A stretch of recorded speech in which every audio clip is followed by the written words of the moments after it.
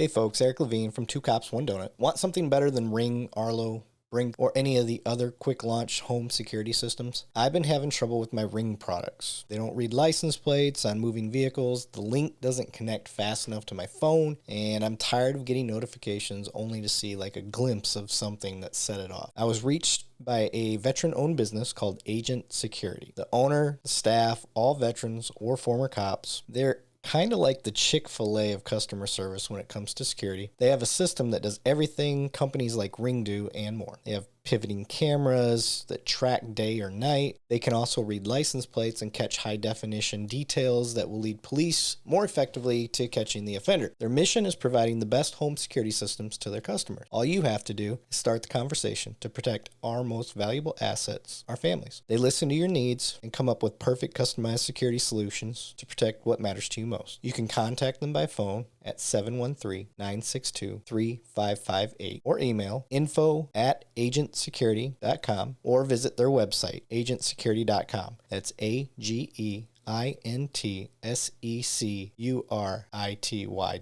They serve the greater Houston area, North Texas, and more. Be sure to tell them that Eric Levine from Two Cops, One Donut sent you. This episode of the podcast is brought to you by Impact Tactical. Impact is a tactical outfitter for the men and women of our military, police, fire departments, and other public safety around the country. Impact's core beliefs is that fearless men and women protect our freedom and safety should have access to the best tactical performance apparel, equipment, and tools on the market. And they shouldn't have to go broke to get it. I've used Impact for about 11 years, and I can attest that they do live up to their core values. So you get a personal recommendation from me. You can find them at impacttactical.com. That's MPAK tactical.com. And be sure to tell them that Two Cops, One Donut sent you. This episode of the podcast is brought to you by HRH Combat Arms. They can turn your vision into reality. They specialize in gunsmithing and Cerakoting. Your Cerakote specialist is Air Force veteran and retired police sergeant Paul Ware, a.k.a. the Sarge. He can Cerakote your firearms, auto parts, tools, even your sports equipment. This veteran-owned business is located at 5025 Saunders Suite 103, Fort Worth, Texas 76119. You can call them at 682-304-0363, and you can find them online at www.hrhcombatarms.com. That's www.hrhcombatarms.com.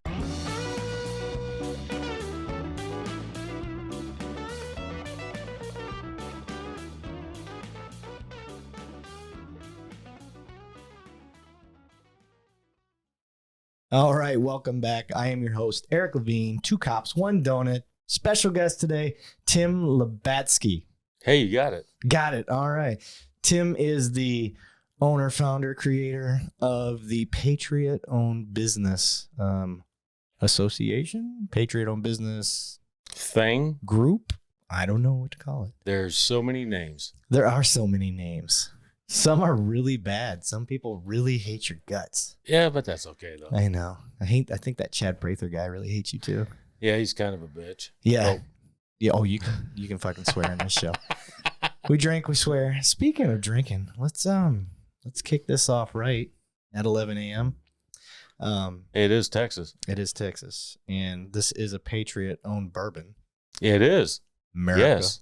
Merica. I would have never heard of this bourbon had it not been for Tim.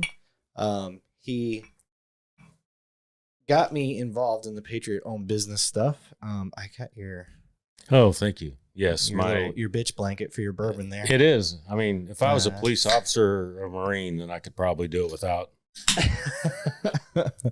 So, typically, my guests are military, first responders, somebody involved in the criminal justice system, somebody that's been scorned by the criminal justice system. I've had a guy on here, Aaron Dyson. He was wrongly convicted for 24 years out of a 53-year sentence. Wow. I think actually I read about that. Yeah. So the point of the podcast is bridging the gaps and talking about problems we see in the community or problems we see with policing. Obviously, policing is kind of where I push it because that's my expertise.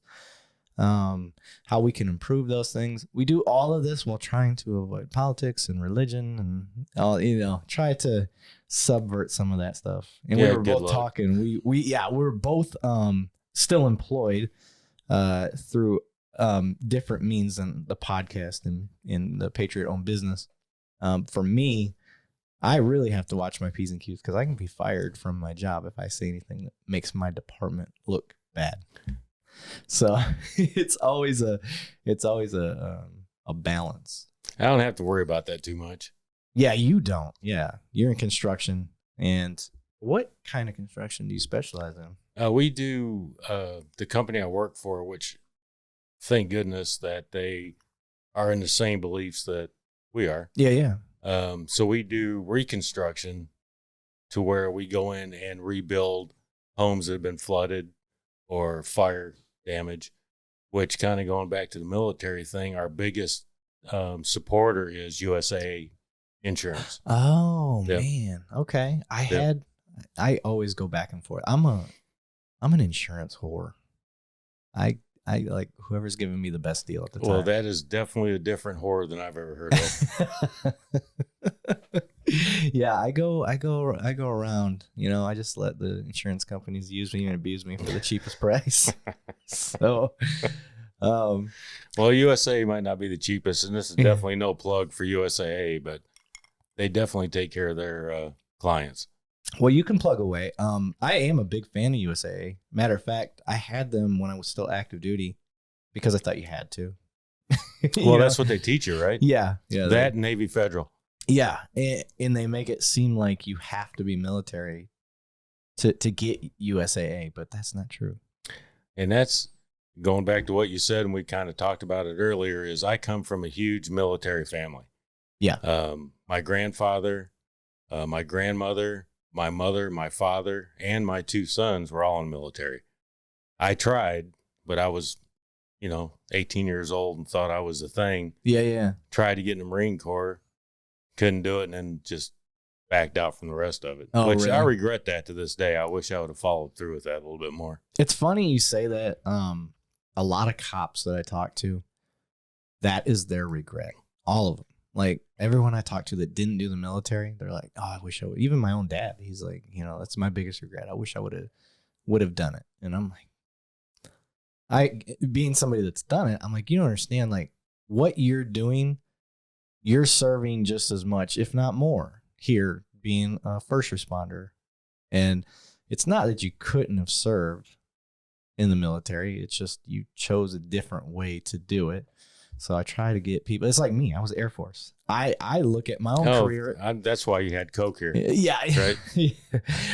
I look at my career, and I signed up during a time of war, never deployed, never went anywhere, stayed at my base, and I felt like I didn't serve. I'm still in now, but I do the reserves now. And I get that feeling, but that's just perspective. Like I just served in a different way. But the point to that, and we could talk about this like you're talking about your cameras. We could talk about this for hours, that it's not that you went into a war zone or you had to do anything that was dangerous. It's the fact that you knew when you signed up that was a huge possibility. Oh, yeah.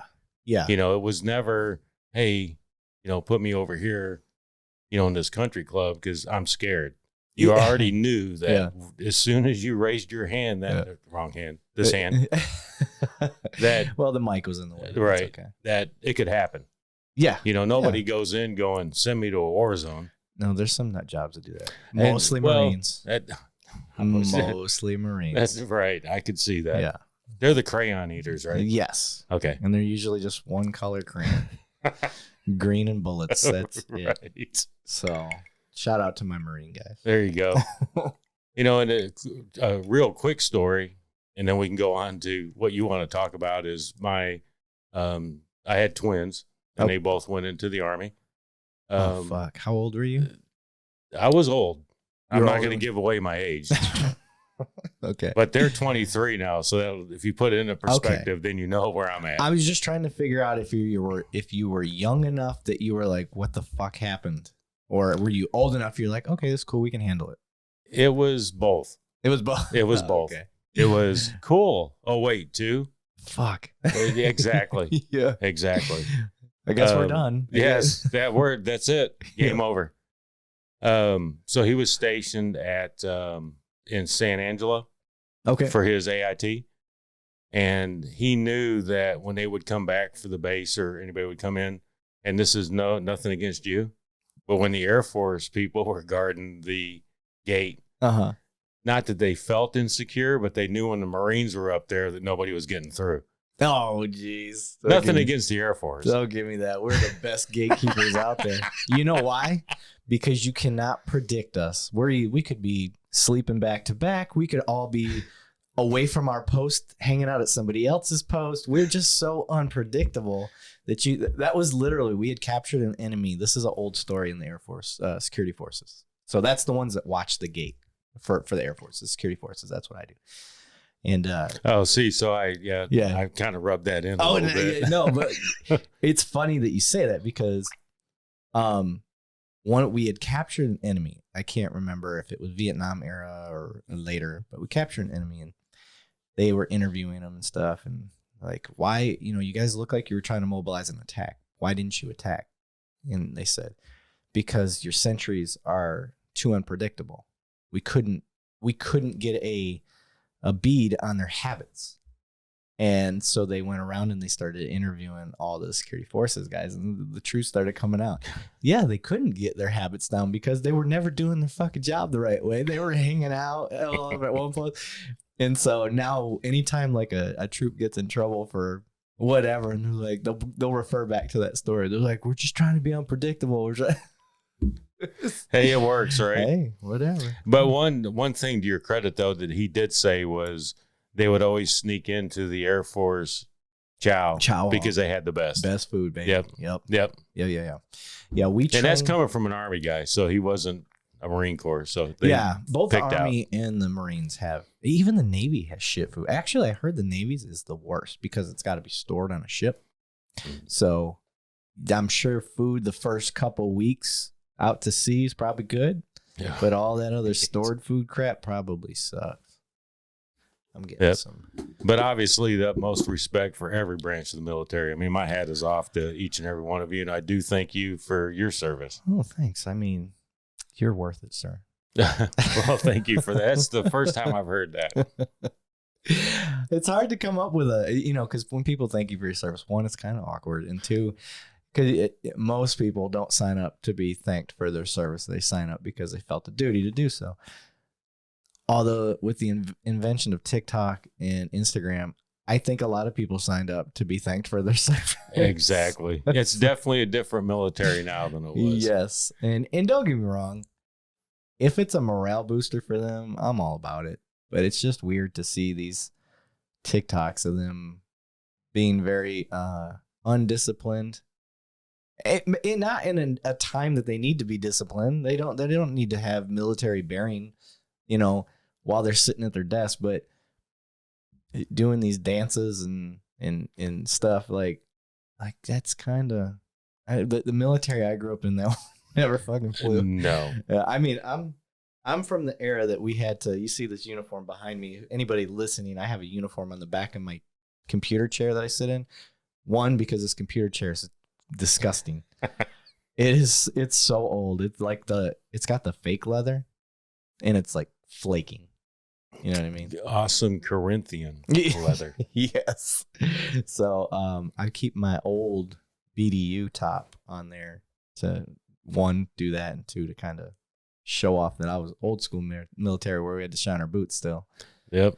There was no discussion. No. Always of course, you're part of it. You already know this because I know you're older than my sons, but the hurry up and wait. Yeah. Oh, fuck. That's still a thing. Yep. Hurry up and wait. So we went off on a tangent. That's part of the show, though. That's what's fun. There's going to be military guys listening to this and going, yep, fuck, yep. And this is coming from somebody that never served. See, obviously he grew up with a lot of military people. Yes. Yeah. I mean, can't you tell? Yes. So, okay, let's branch off of that and steer the ship back to where we were going to go with this. POB, Patriot-owned businesses. You started this thing. Why did you start it? What is it? What? No. Let's go back. Let's. I want people to understand who little Timmy was, where he came from. Little Timmy. And how he got to where he's at. So where are you from? And, like what school would you go to and all that good stuff? I grew up actually in Palmer, Texas. Palmer. Yeah, Okay. it's about this big. I never heard of it. So. Yeah, it's. But I'm not a native, so. Well, that's okay. I'm not either. Okay. I was born in Michigan. So was I. Yep. Where at? Flint. No. St. Joe's. Really? Hospital. Yeah. Well, I was born in Ann Arbor. Okay. So you saw this. Did you see the flag on the front of my? I did. I've seen that. Yes. Yeah, the M. Yeah. That Michigan. Yep. Yeah. U of M, baby. Yep. That's what's up. So we grew up in the same spot. Yeah, So right? we're both transplants. We are transplants. Yep. I think we lived there till I was about 5. Moved to the great epic Palmer, Texas, which the funny thing is we actually live on, my parents now live on Green Acres Drive. It's the place to be. Exactly. Yeah. Exactly. The kids aren't going to get that. No. What? But look it up. Google it. Okay. But they've lived there their whole life. That's where I lived. I had actually went to high school in Waxahachie, Texas. Okay. And then made a bounce. Michigan, Texas. Oh. My dad owned his own business. My grandfather, which lived in Michigan, owned his own business. And both of them failed because of situations with society. The Michigan one was obviously when the plants closed down. Then he was done. It was lighting companies, light fixtures, and they supplied to new homes. So my grandfather lost his, which I knew that from when I was younger. And then my father opened up a business like that here in Texas, actually in Cedar Hill, and was doing great. Opened one in DeSoto. Then the Texas economy and housing market went, nobody paid their bills. So he was out. And this is obviously a long time ago, but I still remember this day seeing my parents sitting at the table and discussing not just what our future was, but his concern with his employees. Oh. And that hit me pretty hard. Yeah. Even being younger, it's like, so it's not just, about me or my mother. Yeah. It's about the people that he sees every day. Yeah. He knows the family. What's going to happen? Yeah. And without them, the business can't succeed anyway. Yep. Yeah. So that ended up, gone, and my dad got a job, so on and so forth. So most of my life was here in Texas. Okay. Growing up, seeing stuff like that. And then as I got older, I actually owned my own company too, a vape shop. Really? Yeah. I can see that. When it first started. Yeah. The big thing. Before he fucked up a bunch of teenagers. I got out before that. What would they call that shit? Right. The pox or something like that in their lungs? Popcorn. Popcorn lung, yeah. Yep. Because they were doing it 24/7. Yeah. Oh, yeah. Just like breathing it. Yeah. Instead of air. Yeah. So I sold it. I think since I sold it, it failed. But seeing the way small businesses are treated through this, I've obviously seen it since I was, a young child. Yeah. Again, my grandfather being a veteran, my dad being a veteran. My grandfather was, stories I hear now that he passed, was a large influence in World War II. Oh. Bigger than I ever thought. Really? Yes. That's badass. And never spoke of it. Oh. Came back. I've only heard it from my grandmother and my father since my grandfather passed, but hearing of what he did for our country and then coming back and losing his only source of income has always been like a thorn. Yeah. In my side. Yeah. So that's how my idea of PO, well, I can't say my idea, but I've always had that, in my head. It was a driving factor. Yes. Yeah. I was a part of, for the VA hospital, I think it was called something like No Veteran Dies Alone. And is basically hanging out in the hospice ward for veterans that had no family left. Well, I was only there for one veteran ever the whole time I was in the program, because most of them had family. So, that was a positive. But the one guy I was there for, he ended up being on the History Channel. They had done a thing about him, and he was a World War II B-52 bomber. And he's one of those guys that would tell you, he's like, I didn't make a lot of friends because I knew they were going to die. And, it just, in his room was surrounded with all his history and memorabilia that he had kept. He's basically like Tom Hanks was in The Green Mile. He just outlived everybody. And so that was kind of neat. But yeah, I was there for that guy the day that he died. And I cannot think of his name off the top of my head, which is sad. But that's good that you could have that kind of a personal story, especially from that era. Yeah, because you don't get to talk to World War II vets. The only thing that I ever got out of my grandfather was I remember going to their house and there was a Japanese sword on the wall. Oh, no. And a Japanese That's flag. Awesome. And I would say, hey, where'd you get that? I bought it. Full of shit. And then my dad would be like, he didn't buy that. No. And I'd say, well, where'd you get it from? He goes, he hasn't even told me. Oh. So he also had I don't remember what Japanese gun it was that they had brought back. Mm-hmm. So, and I'll make this very quick, but when he passed away, speaking with my grandmother, he had picked those up off the battlefield. Yeah. And him and his crew, he was at Signal Corps. Mm-hmm. So they were monitoring Japanese talking back and forth in Guam. Is it Guam? Yeah, there's Guam. I think it was Guam. So they heard there was 300 something Marines that were on land that were going to a forward position, and the Japanese tanks were going to attack them. Yeah, the mini tanks they had. Yes. Yeah. The guy that was with my grandfather spoke Japanese and made the two tank companies fire on each other, which saved the Marines' lives because instead of shooting the Marines, they killed each other. That's nuts. Yep. Yeah, I heard up until at least the 80s, there were abandoned tanks that still had skeletons and stuff in them. Yep. Like, that's nuts. Philippines, that's what it was. Not Guam, it was in the Philippines. Oh, it was in the Philippines. Yep. Okay. I was say I know Guam as well. Because it got the Panama Canal and all that stuff. Yep. Yeah. So that was a cool little story my grandmother told me about. That's awesome. You know what my grandpa kind of went through. Did you get the sword? I don't know what happened to those. I think she might actually still have those. That's awesome. Is she still alive? She is. Holy shit. Very, very active on Facebook at 95 years old. Oh, fuck. And when I say active, I mean bathroom selfies. Good for her. Yeah. Yeah, she's a trooper. That's awesome. Yep. Dang. If I live that long, I hope I'm like that. I don't want to be 95 and hunched over and can't move. I don't think I'll be doing bathroom selfies though. Fuck it. You're 95. Who gives a shit?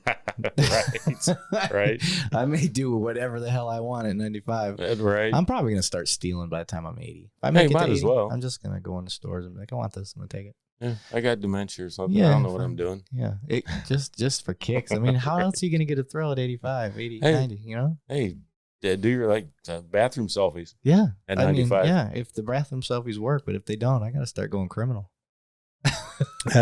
It's funny. She's even a member of Patriot-owned businesses. No shit. And she'll post. Hell yeah. Yeah. Dude, that's cool legit. as hell, man. Yeah. So, all right. You get... And there we go, getting off track again. No, there's no such thing as off track. Not on here. That's why these podcasts go 2, 3, 4 hours. Right. Yeah. Just because I go where the conversation leads because it's fun. That's why I like doing this.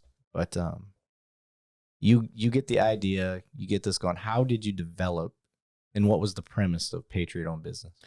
You know what? There's always a silver lining behind every cloud. The pandemic sucked. Oh, yeah. The pandemic's what kicked off this podcast. The pandemic is what kicked off POB. Okay. Which is Patriot-owned business for anybody asking. Yeah.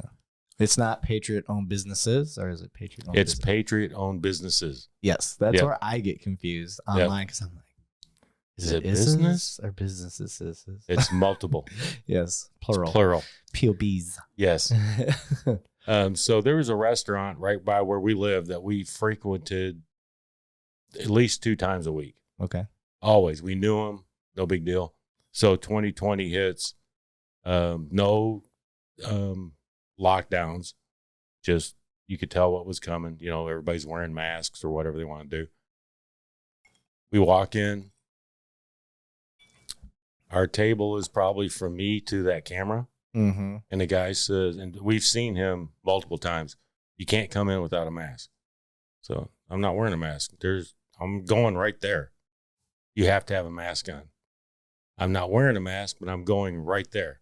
And when I get there, I'm taking it off, if I even had one. Right, to eat. Yeah. So he says, you have to leave or I'm calling the police.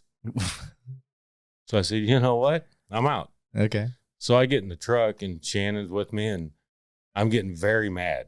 Yeah. And sometimes if you don't know me personally, my madness is usually for no reason and it comes out stupid. So she's like, it's up to you. You do whatever you think you need to do. So I'm like, all right, we're going to go to Kroger's right next door, which if you're from Plano, you probably know what restaurant I'm talking about right now. We walk in, there's 4 people in there. I get about halfway through the store. A guy comes up about 2 feet from my face and says, you have to leave because you're not wearing a mask. I'm like, I just went through this over there. There's nobody here. We're getting dinner to go make it. You're telling me I have to leave. There's nobody here. Well, somebody complained. Who? There's nobody in here. If you don't leave, I'm calling the cops. I said, all right, I'm out. I got in my truck, looked to where they do the delivery service. 3 Kroger employees were sitting in there with no mask on. Oh, of course. So I called Kroger's corporate and said, hey, I don't want to get these 3 people in trouble because I understand what they're doing, but I just got kicked out of your store by a guy that was in my face, and I'm looking at 3 of your employees not wearing a mask. What's their names? I don't know. I'm not getting them in trouble. I'm telling you what I just went through. Yeah. Well, here's a $5 gift card. So Shannon comes out. I am so mad that I was fuming. She goes, you just got to do something. So out of my anger, I said, I'm going home. I'm getting on Facebook and I'm making a group where people like me can go somewhere and not have to worry about this. Okay. So she goes, do it. So I'm like, all right. So I invite my family and my friends and places we knew we could go to and not have to worry about it. So we had 30 or 40 members. In one day, we were camping. It went from about 150 to over 1,000. Damn. In one day. I'm like, I think we have something here. Yeah. Because people are responding to what we're building. There's nothing better than a company built out of, ideology and happiness, but it's even better when it's out of spitefulness, revenge, and pissed offness. Yep. And I agree 1,000%. Now, what do we got? 13,500 members? Yeah. Yeah. That's why I'm a Star Wars nerd. Yes. I'm a dark side guy. It's all Darth Vader stuff over here. So. See, we're all on the dark side. That's right. And that's actually how I met you. That's right. It's through POB. Yeah. I mean, look, you got POB cups. I do. I'm mad at myself because I had one of the patches and through soundproofing this place, by soundproofing, I added a blanket to this table. When you got here, I doused blankets all over my stuff. I added this rug in here because this was an echo chamber. Hey, it's very chic. Is that the right word? I would say quaint and hot because the AC does not do enough in this room. I have a vent, it just doesn't do enough. I'm gonna get one of those. I can't remember what they call it, but it's like a ventless AC unit. You know what I'm talking about? Yep. I'm gonna get one of those eventually. They're like $3,000 though. But yeah, it gets so hot in this room. The lights aren't helping. So, right. Yeah. But that shoot, what are you up to now? Because you've got at least 30,000 people, don't you? I don't know how many you got. Well, because we're spread across and Facebook is our biggest draw. Right. But we have the website, which we can't really calculate to an extent what we see on the website. Our pool, to what I can see, is we're in 47 or 48 states with members across that. And it's not just individuals, it's businesses. Yeah. Which is probably up to about 700, maybe 750 businesses across, the United States. And it grows every day. Yeah. I mean, I've met so many amazing people doing this that have helped. Yeah. You know, just seeing where it's at over which our 2-year anniversary is in October. Okay. And we're going to have a party. Check it out on Facebook. Nice. It's just every day it's just getting bigger and bigger and bigger. And not just because we do have a lot of members, like you said, that aren't on Facebook that come to our events or where we're going to be at. Yeah. That are like, hey, you know, I'm following this person that knows you from TikTok. Yeah. You know, they're not even part of the right. You know, part of the group, which is awesome. I brought a Marine to the Prather comedy show. That POB. That was awesome. That was fun. That was a good time. Yeah. Very surprising there when he decided that he wanted to sing me a song. It was funny. Yeah. And, you know, I had to return that favor to him one day. Yeah. It got a little inappropriate. Yeah. Which made it funnier. You know, there's bromances in the world. Yeah. And me and Chad might have one, you know. And he's slimming down lately, I've noticed. He's doing that for me. That's what I thought. Yeah. Yeah. I mean, everybody has to a little have more pillow reasons. appeal, you know? Yeah. That makes sense. That's funny. And he'll be here the 16th, I think I'm having him on. He cost me a sponsorship. You told me about that. Yeah. Yeah. And that, you know, when you say stuff like that, it shows that what you're doing is right. Yeah. Yeah. Yeah. And I'm sitting there thinking, I'm like, you wouldn't sponsor me because I'm going to have this person on in my show. If anybody watches, they know I don't get into politics, which I get. Chad is deep into politics, but that's not why he's coming on here. We're going to talk about policing stuff and his comedy stuff and how comedy bridges the gap between, he is a business, his business and the people and police and stuff like that. So we'll gear it towards that. You know, that's even the biggest premise of POB is it doesn't matter if you own a restaurant, a gas station, your podcast. Yeah. Chad Prather, what he does, it's still a business. Mm-hmm. You know, and while he was running for governor, we got hammered a little bit because they're saying you're supporting him as a governor. No, I'm supporting him as a small business. Yeah. I have nothing to do with my political views are my own. Yeah. I have never posted political views on POB. Right. If you want to ask me, then go over to my personal page. Mm-hmm. But Chad Prather is a member of Patriot-owned businesses. He runs a business. He has just as much right to post about his business as you do about your podcast or the guy down the street about his restaurant. That's his prerogative. Yeah. And yes, I'm going to support him because he has supported. And this is not the Chad Prather show, by the way, which I'm not Chad Prather, in case you were asking. He has supported Patriot-owned businesses a lot, more than he would ever have to. Right. And through that, I became, you know, to an extent, a personal friend, you know, talking with him outside of this. And what you see and what you hear is Chad Prather. Yeah. It doesn't change. He doesn't take his headphones off or shuts the mic off, and all of a sudden he's this arrogant asshole. Yeah. That's not him. Yeah. So what he speaks is the truth. Mm-hmm. And I've always respected that. Yeah. And for him to put so much effort, which he doesn't have to, into Patriot-owned businesses has been exciting to us, and we appreciate everything that he does. Yeah, he's got a huge platform too. So that's the cool part is it's bringing a lot of attention to it. And now that I'm in the class of small business owner, which I never intended to be. And you are. And make sure when you're on Facebook on Patriot-owned businesses to like 2 Cops, 1 Donut. Yes, please. Which that's weird that I'm saying that on your show, but yeah. Hey.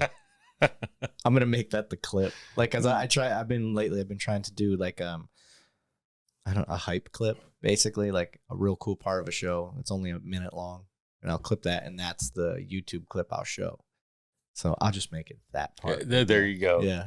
There you go. Hey, Tim said to do it, and he runs POB. So I do. Yeah. Yeah. But yeah, when I found out about y'all, I'm sitting there, I'm like, what the fuck is this? Patriot-owned businesses. So I started looking. I'm like, oh shit, this is neat. Now we can because I'm the type of guy, if I can buy American, I'm gonna buy American. Just because, I mean, I think we got away from that because we got so, I don't know what to even call it. I don't want to say we got cheap. I think we're capitalist in the United States, and part of capitalism too is saving yourself an extra buck or two. Yep. And times can get tough. So I get it. You buy Chinese, you buy Taiwan, whatever it is. But I think we lost that knowledge of why we tried to buy American for so long, because that was a huge thing, especially World War II. From then on, it was huge. And we got away from that. And then the pandemic hit and we started getting a shortage of a lot of stuff. And I think it woke people up. Oh, shit, this is why we buy American. Has nothing to do necessarily with being all you can be or something like that. But it's everything to do with you need to do it just to sustain a country. I mean, the right way. Otherwise, you're going to suffer. We were missing pharmaceuticals. We were missing all sorts of shit. And it's because we outsource so much. Yeah. I mean, and I've said this at events that I've spoke at, saying this country was not founded on Starbucks, Amazon, or Walmart. No. It was founded on the guy that owned the general store, which his family lived in this town, the guy that shoed the horses, the guy that sold guns, and the guy that built houses. Or guy, woman, whatever. But he, she, them, they. Right. Whatever. Yes. Yeah. This is my pronouns. I'm sitting in a chair. A black chair. Right. And I'll circle back to that later. But that is what built this country. Yeah. And it should never stop. And when we got away from to everything going to overseas, which I can understand that people want to make money, but people also have to understand that's why it costs so much now to buy stuff that's made in America, which I will tell you right now, straight up in front of God and everybody sitting here, not everything on POB is made in America. Unfortunately, we wish it was. Yeah. But these are American businesses supporting their family and their future through their means of business. Right now, it might not be buying everything made in the United States. Yeah. Unfortunately, but right now, we can fight it all we want to. Yeah. But that's the way it is. Excuse me. No, you're right. Like if I offered you a T-shirt and said, all right, here's this T-shirt. The T-shirt was made in China, but an American company purchased it, sold it to this company in America that printed it, which I purchased from them in America, and I sell it to you for $20. Or I can say this shirt was made in America, printed in America, and this shirt is $40. That makes me look like the bad guy. Yeah. And it shouldn't be that way. And I agree 1,000%. It should not be that way. Yeah. But I can't pay $35 for a T-shirt and then sell it to you for $40. Yeah. It doesn't make any sense, but we're still supporting these 3 or 4 other companies that are profiting, supporting their family, their employees, and POB through that means. Yeah. Which, if POB keeps growing, maybe it will be all American. There's just some things that nowadays you just can't buy here. We're in the process of transitioning to it, though. Yep. So it's going to get better and better. There's a few websites that I've seen where I think Nine Line Apparel is one of them, where you can buy a T-shirt and right underneath that it says "Buy it made in America," and it's like $2 extra or $5 extra or whatever it is. It's not a crazy amount, and I'm like, yes, I'll spend an extra couple bucks just to have it made in America. And that's like the apparel that we carry, which is obviously not our business. Yeah, it's more getting this stuff out. Right. As an example, those cups you have. The gentleman that owns that company and his missus, they buy 99.9% of their stuff in America. He actually printed those cups, and he researches greatly, and they're huge supporters. Yeah. Patriot-owned businesses. And it has to go that way for us to be able to keep it from being a $40 T-shirt to a $20 T-shirt. Right. When we can do it. Yeah. I'm in the process. I'm getting 2 hats made for myself, kind of like what you got. By the way, this was reminding me, the Richardson 211 hats, I think they're called, or something like that. It's basically what you got on. Yep. They have an American flag one. Did you know that? Yes. I just saw that. I was like, that donut right there. I'm gonna get that donut put on that hat with the back where it's the flag. I'm Yep. gonna get that eventually. I didn't get it this time because I'm getting the leather patch. And one of my buddies that I work with at my PD, he does laser engraving. I think it's called Magdalene Engraving or something like that. I'm gonna give him a proper shout out. So while you're talking, oh, here's my phone. While you're talking, I'm gonna. And we actually have a company in Paris, Texas, badge caps that they make the ones with the metal insignia on it. Metal? Yeah. Really? Yeah. And we're going to have them make the only it's not a downfall. I understand everybody's got to do what they have to do, but you have to order a certain amount. Yeah. And the hats aren't super cheap, which I can understand because they make these, and the metal thing is like right here. Okay. And you can have whatever logo that you want. It's badge caps. They're right out of Paris, Texas. Okay. So my buddies, it's called Magdalene Made It. Magallon Made It.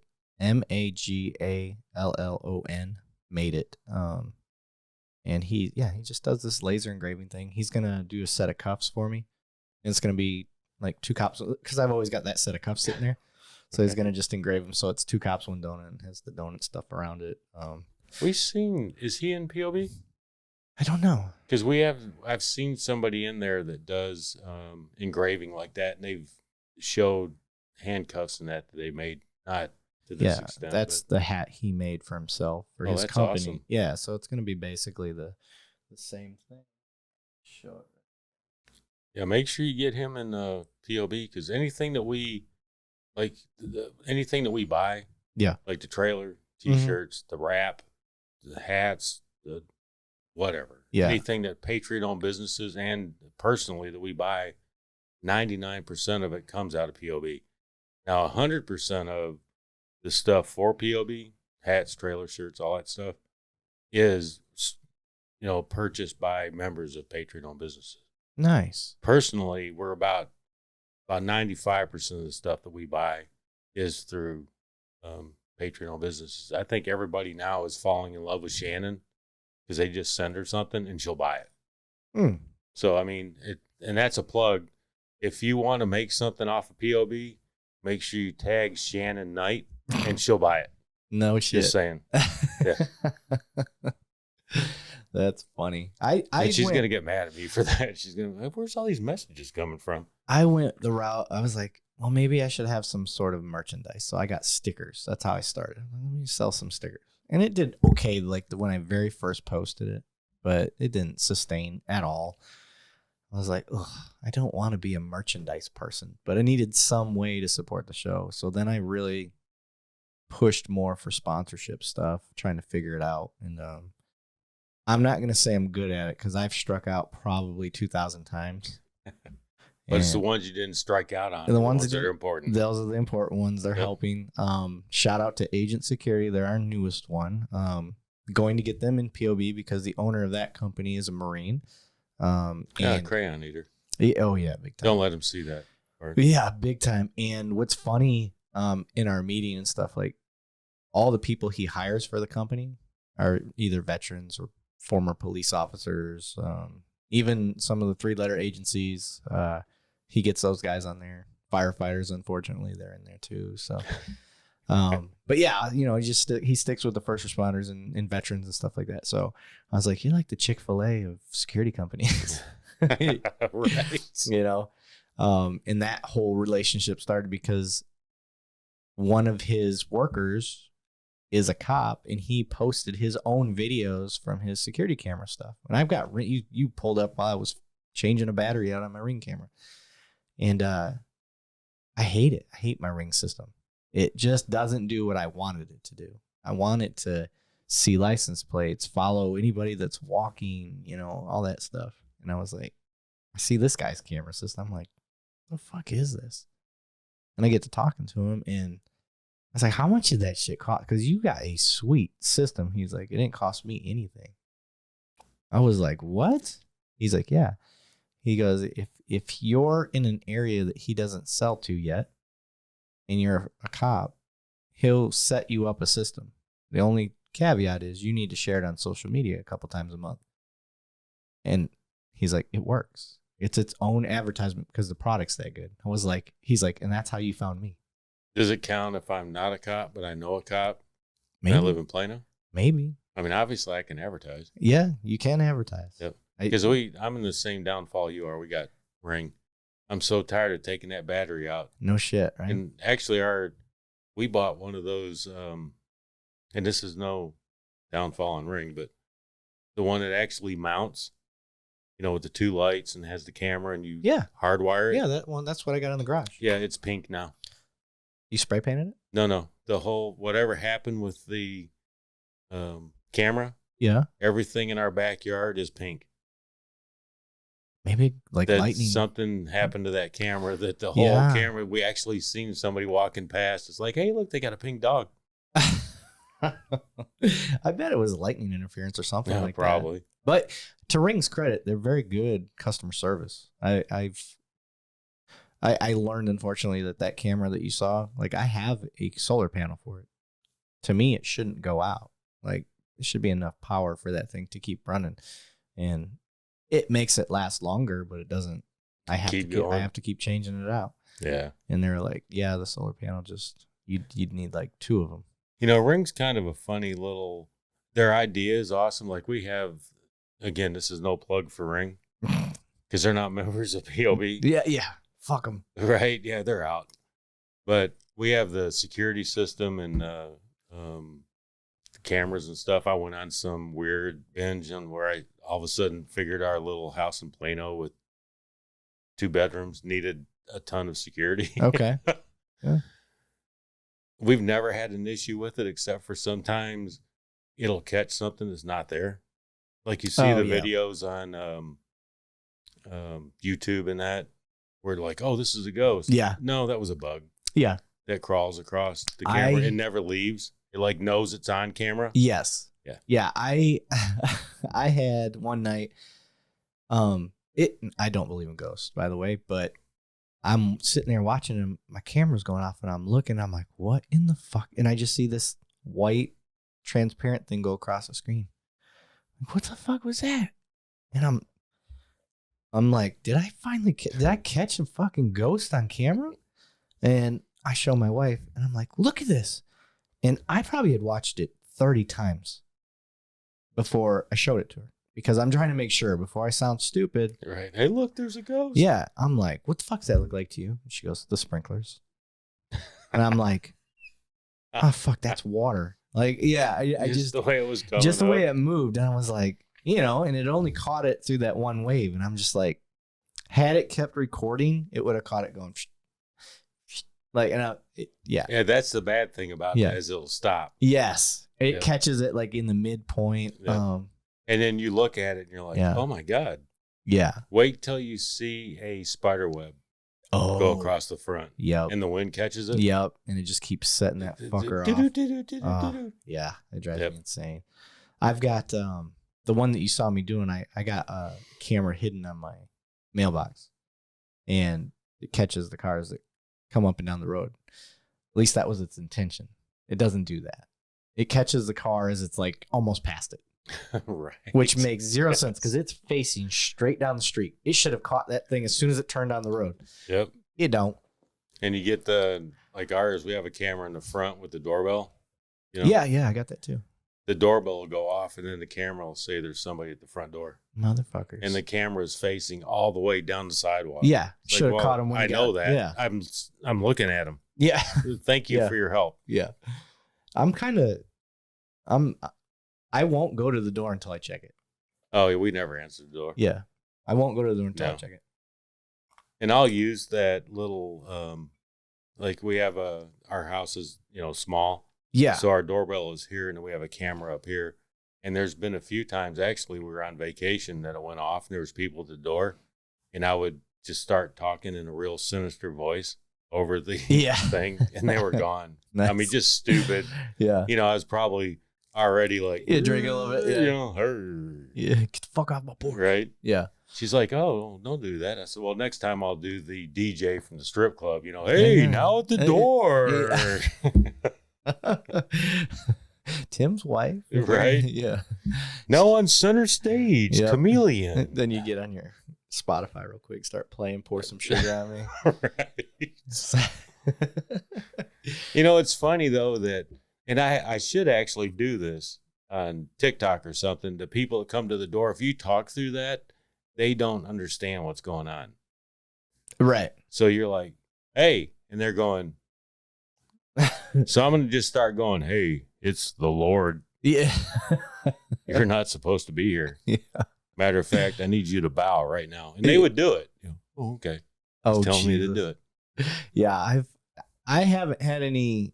When they first got it, people were like looking around because Ring wasn't that popular yet. But in the past few years, they'll ring it and they're just staring at it, waiting for me to say something, or they'll start talking right away, and I'm like, "What'd you say? What was that?" Right? Yeah. I think it could improve a lot. Like you said, the premise of Ring is great, but it doesn't do what I hoped it would do. And that's why I looked into this other company, and now I'm about to find out exactly what their company can do. And actually, yeah, that you said that. Now to go back to that again, we're offering no more Ring. Yeah. I would like to hear about that. Even if it's something I have to, fund. Right. Yeah. But yeah, for sure. Because like the pink camera.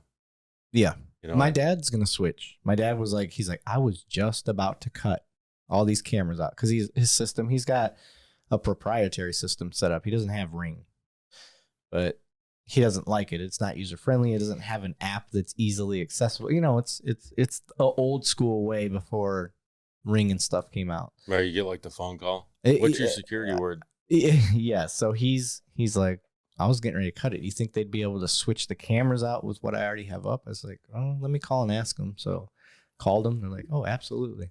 So they're going to come check my place out today, figure out where all the cameras are going to go. They want to put a 4K camera in here. And then like at some point in the podcast, then I can be like, and you're watching us on an agent security camera right now. And I could just take that little portion of the clip and put it into the podcast. That'd be kind of funny and a cool way to rep your sponsor. To catch them off guard too. Yeah. That's perfect. Hey, look, this camera is brought to you by. Yeah, exactly. Yep. And it's funny because they spell it's called Agent, but it's spelled AGEINT. I seen that when you posted that. Funny. Today. Yeah. Yeah. I don't know if that's pronounced agent or agent. I just say agent. Maybe there's some pronouns in there. We're just getting started with our relationship. I'll figure her name out sometime. Right. Yeah. There you go. Yeah. He, she, it, her, him. However they identify. Right. In a black chair. Oh my God. And we don't get into politics anymore, but I think it was the vice president was like. You didn't see that? I didn't. And I'll give you a short. I heard it on a clip of a podcast I listened to. Let me give you the short thing. This is true. This is one. You can fact check it, whatever you want. She went to some woman's whatever, So she went and sat down and said, hello, I'm Kamala Harris. Oh, KH, whatever. Yeah. I'm the vice president. I identify as a female, a she. And I am sitting in a chair wearing a blue suit. That's the clip I heard. These are people running our country, right? Yeah. So that's it for politics. I could see saying I'm wearing a blue suit. I honestly could, because there's blind people that maybe listen to the TV, and then you say you're wearing a blue suit. That would be something. I could get behind that, but all the rest of it, I'm just like, how does that have any bearing on what you're about to say? She should go back to when she was dating that guy in California and say he's 80 years old. I'm Kamala Harris, and I wear knee pads. Oh, fuck. Damn, bro. I'm just that shots fired at the vice president. Whoops, sorry. Don't send Hillary after me. Oh, no, you don't want to get Clinton. I've heard about that. No, that. yeah, don't Clinton me. Yeah, that's bad. And then you'll get blamed for it. I would. Yeah, I would. But hey, you know what? Whatever. Yeah. Whatever. All right, brother. So there went our politics talk. We just had that. Yeah, that's cool all the politics we'll get into. So with POB, what's the mission now? What are you guys setting out to do? You talked a little bit about the trailer. I didn't want to say anything, so I'll let you get into what the trailer is going to represent and all of that stuff. But what is POB's mission now? Where are you guiding everything towards? Well, since POB has grown like it has, obviously our biggest influence right now is Texas. Yes. Which is great. I mean, I live here. It's a big-ass state. Yes. And it's very military-friendly. Shit, I think we have the most military bases out of any state. We went to a place right out of Houston. The whole town was military. Yeah. It's by Honor Cafe. Honor Cafe. Yep. Okay. So, get back on track. Our mission, and you guys can think whatever you want of me. Douchebag. I mean, that's fine. Yeah. I'm good with that. Yeah. Is we want to support every small business, and not just the business, but the people that support these businesses. That's what POB stands for. Is if we sat right now at 1776 and we were all sitting around a table, we would all be patriots. Yeah. That's the way the world worked then. Mm-hmm. There's still patriots like that today. Businesses, individuals. So we've built POB to support every aspect of that. We have on our Facebook, which coming soon to the new POB website, but we have a thing for hiring people.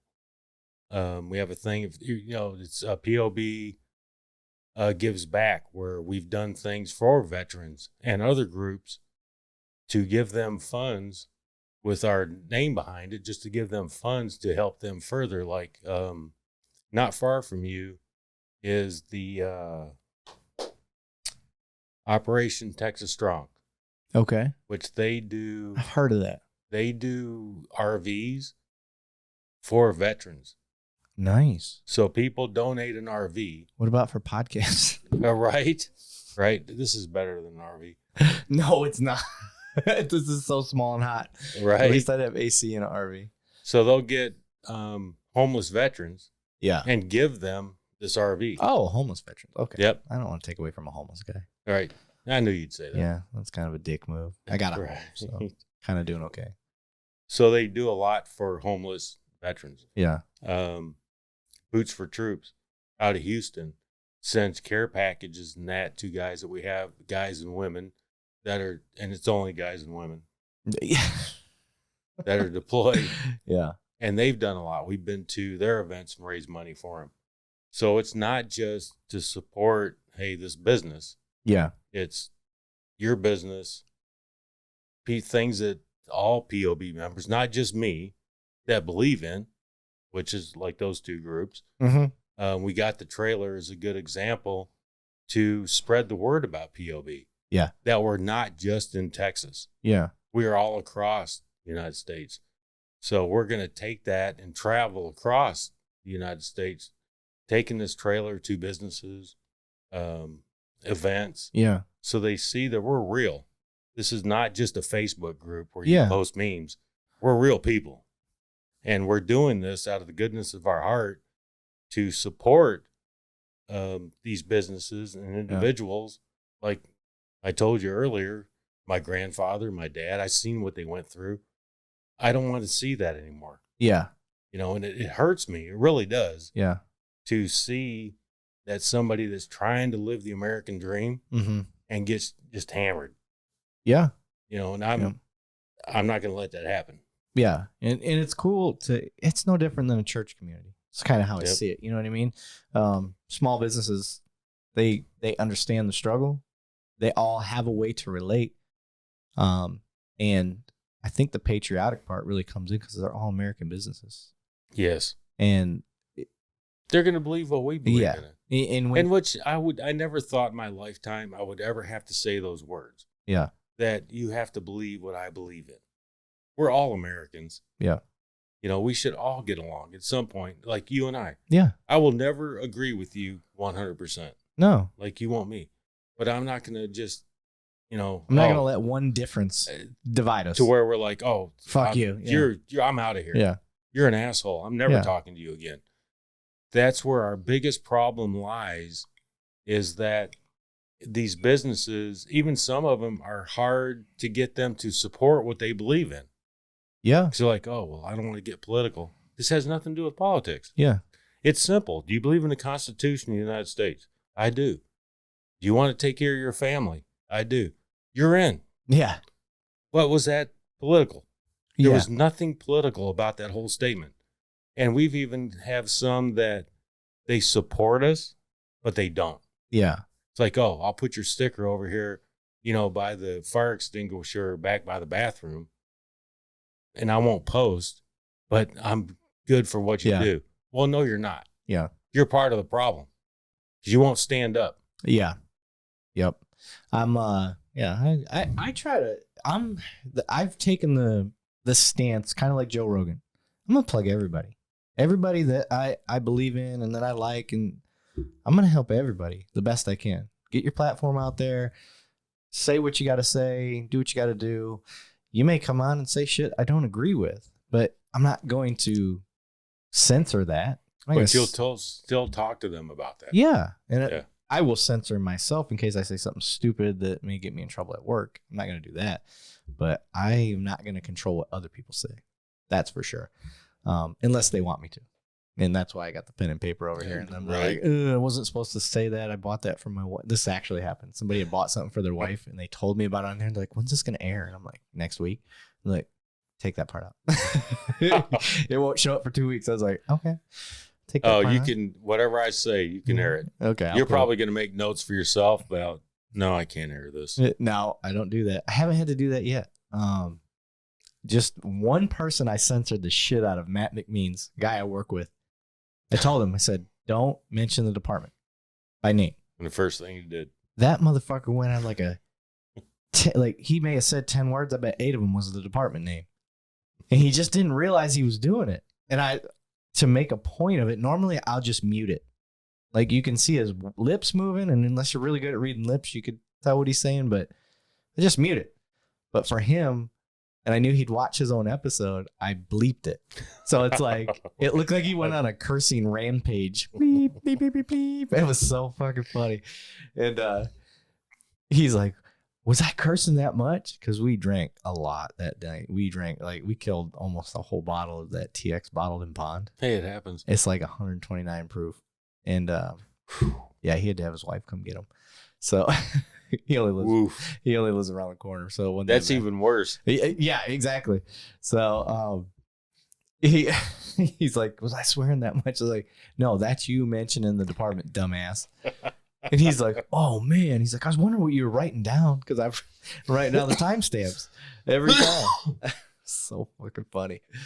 But why did I get off on that tangent? Oh yeah, agreeing, disagreeing, stuff like that. As much as I've invited people that are anti-police on here, they won't. No, they won't. For the most part. None of them have taken up. And I actually had some Black Panther. It's because you would be face-to-face with them. Yeah, I'm not I would never disrespect somebody because of what their belief is. I would question, okay, why is that? How can me, as the person that you're against, what can I do to help improve that? Other than what I'm already doing here? Like, does this help? Do you think this, those are the types of questions I would ask. And I'd want to know why they felt that way. What happened in your past that made you come down this path? Because if I can help other cops avoid that path, then we've accomplished something. Maybe not with that person, but in the future, we've accomplished something. So, and I invite, if you watch my show just to hate me, that's fine. But I invite you to come on the show. I'm not going to censor you. You could berate me for 2 hours straight. Just keep it civil. Don't try to physically fight me. You'll lose. Right. That won't happen on this show, by the way. Yeah. Yeah. So I just haven't gotten anybody to I say to bite. I'm not trying to set you up. This isn't live. So and if you watch any of my episodes, you can tell when somebody clips videos heavily. The only time I clip is you had to get up and go to the bathroom. Well, if I can't sit here and freestyle for the 3 minutes, 4 minutes you go to the bathroom. I'll just clip that part out because you don't need to see that. Yep. And they never will. Yeah, I think some will. I think eventually I'll get somebody. I will honestly disagree with you on that. Yeah, I've gotten 2 people that I don't think they're necessarily anti-cop, but they sure as shit give cops a mouthful, to try to keep them in check, which I believe is a good thing. But they still won't come on and represent that, situation.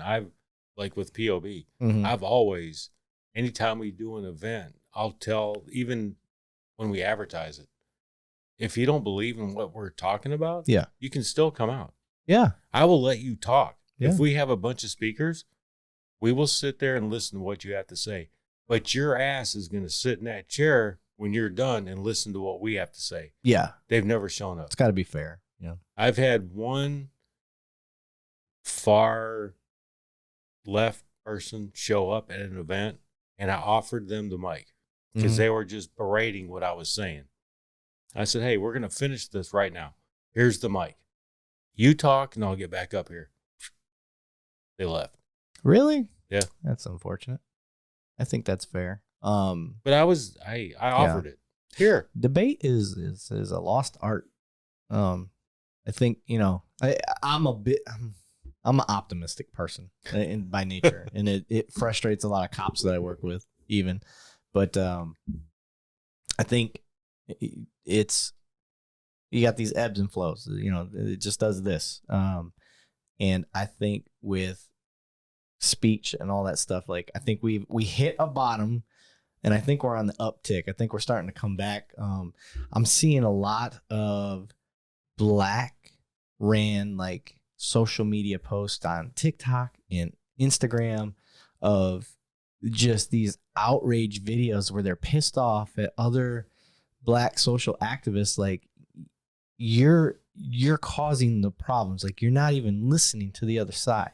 You're not letting them hear your side. You're trying to talk over them. And I'm like, that's pretty cool. And this is just one facet of some of the stuff I've seen. But more and more, I'm seeing people talking about letting people talk and that's my thing. If you're an idiot, racist, Nazi, whatever, don't take that person's platform away. Let them spew all that dumb shit.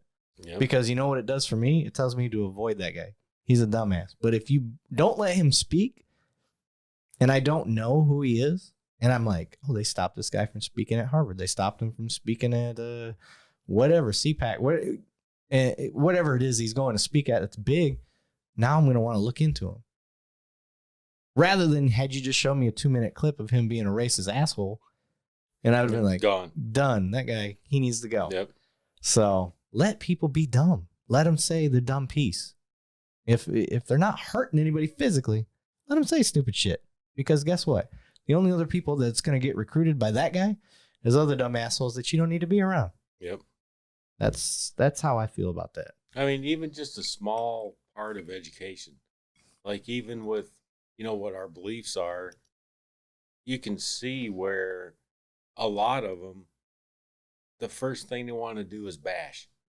Yeah. It's even from, it doesn't matter if you're leftist. Yeah, rightist, righties middle. do it too, man. Oh, we're the worst. Yeah. We are the worst. I'm like, where we're probably the worst inner fighting portion than I've ever seen in my life. If you're the extreme left already, or left, whatever you want to call it, already has their agenda. Mm-hmm.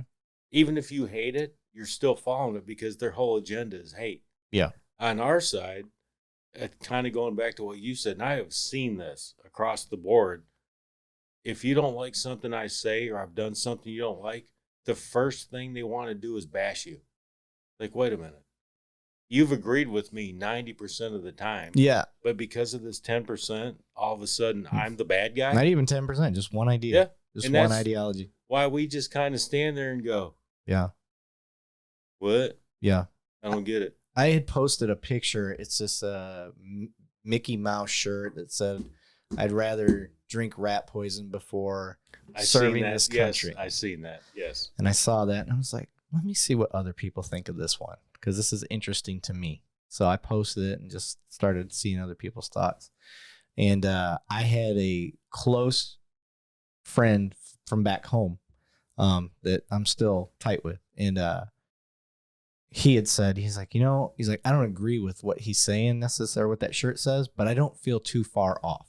And I was like, okay, well, let's expand on that. Because I know this guy's heart. Like, I grew up with him. I know his heart. He's a good guy. He's a service person. Like, he's a service before self person, whether he knows it or not. And so we hash it out. We don't agree that initially on the topic, right? For me, like, I signed the dotted line. I totally believe in defending the country and all that stuff. I'm very indoctrinated in this country, and whatever you want to call it. I don't care. I'm well aware of the brainwash that I have for the red, white, and blue. I'm okay with it though. So he's telling me that he feels this way, that, he's like, I wouldn't. He's like, I ain't doing nothing for this country. I wouldn't. I was like, well, what if we were being attacked or whatever? And he gives me, well, it depends on why we're being attacked, who they're attacking, what they're attacking for. And I'm like, okay, fair. We're hashing out the details behind it. I'm like, all right, Jimmy. I'm calling him by name, Jimmy. I'm like, Jimmy. I was like, I'm not saying that you're a service-minded person. You don't have to pick up a gun to serve this country. You don't. That's what Patriot is. There's ways to serve this country. Everybody's got a role. Not everybody can go out there and be the Thor. Right. You need some other people out there, And he's one of those guys. He'll give you the shirt off his back before he lets you go cold. That's the type of guy he is. If I was hurting for money, I know right now I could be like, hey, dude, I'm down and out. He would give me money. That's just the guy he is. So I was like, I don't need you to pick up a gun, but if the country called upon you and said, Jimmy, you possess a certain set of skills, and his is numbers, really. He's just a mathematician. Like, that's his skill set. And they were like, we need your help. I know you'd answer that call. You're not going to go pick up a gun necessarily because you don't want to kill somebody that isn't. And I get that philosophy. Some people just don't want to hurt other people that didn't do anything bad to them. Fair. What was that movie? The medic guy that he signed up for the military. It's a true story. Signed up for the military, refused to touch a weapon. I know what you're talking. I can't remember the name of the movie though. But you're fine. But that's how he served his country. He was just taking care of the wounded for our our servicemen, in the battlefield. And it was crazy. Great movie. But it's the same premise. Like, okay. And then at the end of it, we were like, mutual agreement. That's how it should go. You work it out. You understand that 99% of the time we get along, we agree on a lot of things. It's just how we get to that agreement, because our perspectives are what matters. Our perspectives are always different. So if I see a shirt like that and I'm immediately like, well, fucking amen, bro. I'm not serving nothing. They don't do shit for me. Okay, I don't agree with what you're saying, but let's break that down. And by the time we break it down, we're going to agree. We're going to get some mutual agreement. I think that's 99% of us. And that's the way it should be. Yeah. I mean, there's no reason why we're at the point to where not only having hatred or disagreements, I guess hatred's the wrong word, but for these people that believe in something we don't believe in, but it's even within the people that believe in what we believe in. Yeah. So we don't have a direction to go. Yep. Even if you stand true to what you believe in, there's always an issue. I've seen this through POB, which I tried to appease everybody, as much as possible. Yeah. If you send me a message saying I don't like this post because I have the same company, I don't know what to tell you. I didn't make POB for one roofing company and one person here. And don't start bashing them. Yeah. We had a situation where somebody made a post about how a company did them wrong that was in POB or still there. the person would never defend against it. So they sent in, reporting this comment. I said, all right, I heard their side. What's yours? They're wrong. That's not the answer. No, yeah. I heard what they had to say in detail. Yeah. Let me know what they had to say, then I will make a comment. I am not doing this to help you run a scummy company. Exactly. Yeah. I've had to say this a few times. I am not the face of Patriot-owned businesses. Yes, I created POB. Everybody that's in it is what makes POB. Right. Yes, I'll go through and cut out a lot of political stuff and, just not post it. Doesn't mean I don't agree with you. Right. But it's not the point of it's same with my, same with my podcast. Like, right. I'll get political posts all the time. And I think most of the members now, it's only new people, because most of the members know, oh, okay. And it's even in my rules. Like, if it's not in the spirit of what the show is about, which is bridging gaps in communication and education, like, you don't get it. No. Now, on the private group, and I say private, anybody can join it. You just have to fucking ask. That's right. All. That's what makes it private. That's a free-for-all. You can post whatever the hell you want. I don't give a shit. And that's the one that gets the most administration reports and people complaining. And I'm saying, did you talk to that person? No. Okay. Well, you go talk to them, hash it out like adults, because I am not playing nanny right now. Like, I will look at the post. Now, if it is a hate thing, yeah, sure. That's easy. But you don't like what they said. And most of the time I'll read it and it's logical. I'm like, okay, I see that. And then it's just somebody got their feelings hurt. But that's, and that's just showing, like, running those groups, you don't see it unless you actually do something of that caliber. Yeah. Where you start seeing things where you're like, that's not my responsibility. Yeah. Like, somebody send me a message saying, is there any businesses in New Jersey? Look it up. Yeah. Yeah. I can't find this. I can find it. No different than you do. It doesn't matter if I'm an admin or not. Yeah. I look the same way you do.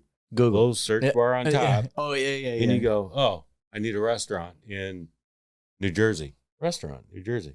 Oh, look what came up. Mm-hmm. Don't send me a message asking me to find it for you. Yeah. Oh, you don't have any businesses here. Then get off your ass and go find some. Yeah. I don't live there. Right. I live in Texas. You keep telling me how Texas has so much going on. That's because of myself, Shannon, people like you that have spread the word of POB. Yeah. Don't sit on your ass in Idaho and tell me there's no businesses in Idaho. Yeah. Then get up and go find one. I'm not going to come to Idaho just off a whim to go, hey, would you be interested in POB? It's your job. Yeah. For some reason, I have a big crowd in New Jersey.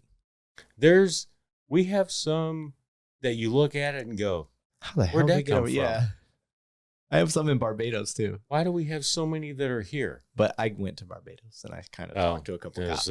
So I get that one. Florida. We have a huge following in Florida. Well, Texas and Florida are almost the same state. Well, it should be sense. Florida, Texas. For right now, anyways. Yeah. Because they do more than we do, so. That's true. But yeah, it's I mean, there's so much infighting, and hopefully Shannon never watches this. I've had at least 4 death threats on POB. Really? For what reason? Oh, I haven't had any death threats yet. I've had 4.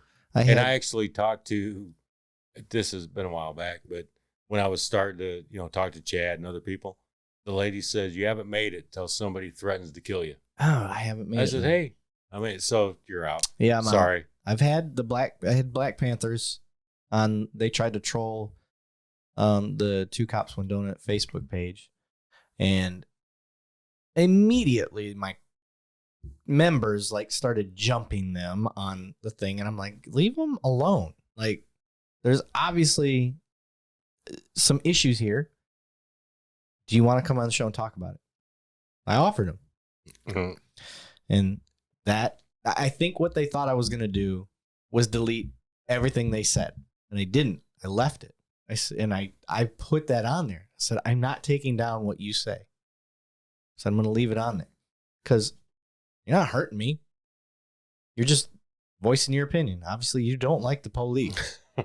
I get it. You don't like us. The police. Yeah, it's a saying I picked up down here in the southern states. Gee, you think? Yeah, and so I'm like, but I'm not going to squash out what you have to say, but I'm going to give you an opportunity to maybe we can fix it or make it better. Maybe even if it's just a smidge better. It may not. If it's better than what it was the moment you wrote that, then we've accomplished something. So they stopped. They just stopped commenting. So maybe I improved one little thing with that particular person in that Black Panther group, but I mean, it worked. Yeah, that's a small step. Yeah, and so that's kind of the purpose behind what we've been trying to do.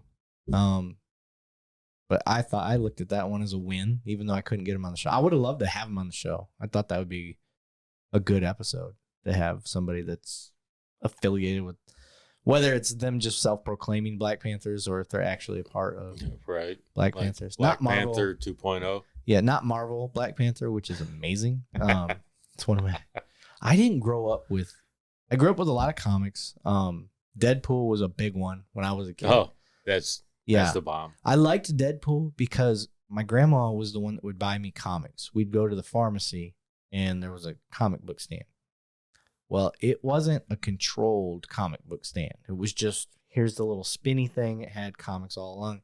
So I would get there and I'm like, can I get a comic? And she's like, sure. And I go to Deadpool because it's one of the few that said 18 plus on it. Like, it actually had an age recommendation before age recommendations. You know, we're talking late 80s, early 90s. Those are worth money, no? Yeah, shit. I threw all that shit away. Or drew on it. But what I liked was in Deadpool, it swear, all that stuff. And I was like, oh my God, curse words is great. So he said shit. Yeah, exactly. And so I was big into Deadpool, definitely huge into Wolverine and X-Men. Those were just artistically probably the best, like the way they were drawn and everything on there. So I like that stuff, but I never heard of Black Panther. And growing up in Flint, you think that would have been like one of the most popular ones. Right. And I never How's the water there, by the way? I heard it got better. Unfortunately, the city's still fucking corrupt, in my opinion. And you think? They basically they fixed the problem. You know, they switched the water source. They fixed the pipes in the city, but what they wouldn't do is the pipe that led from the city street to your property, to your house. They said that's your responsibility. Oh you motherfuckers, are you serious? There's Michigan for you. Yeah, right there. So there's a lot of houses that still have bad pipes, the one that leads to their house, and it's too late. It's already eroded the pipe, so it's still that lead just oozing into their house. And it's caught in there anyways. Mm-hmm. And to me, I need a cube. Do you have one over there? Yeah, you got cubes in there, sir. Hey, sorry. I got cubes. Like how I do that? I don't have a little fridge in here. This guy's pretty fancy. I've just learned. I've learned what to do, man. I don't know if you have 2 cubes or 1 cube in there. 1. Just 1? Okay, yeah. If not, 2 cubes usually gets us through a show. You gotta be a little forceful. I got this. Timeout. Oop. There you go. Yeah, just gotta be a little forceful. There we go. We got it. Fancy. But don't let it cover up that cool cup. That's right. Yeah. I put both out this time. I usually I'll have it if I'm doing a video one. So I'm very tactful in this. So there's my webcam when I do my online ones, my remote interviews. It gets all this stuff over here. So I've got my unapologetic hat and I'll have my POB cup over here. And I'll try to take my HRH Combat and put that patch over here. I try to stage it as best I can because my chair blocks a lot of stuff. So I got to get you some more gear. Yeah, man. And POB's got plenty of gear. And I got to get one of those stickers too, by the way. Yeah, I've got. Wow, can definitely get you. One of these guys. That'll work. You guys see this? Let's see. I'll sell this on eBay for $1,000 right now. And then there you are, sir. Oh, perfect. Awesome. Now the general public pays $5 a piece for those. Hey, that's right there's influence, here's baby. A special guest. Right. Here, I'll let you do the honors. Yeah, yes, sir.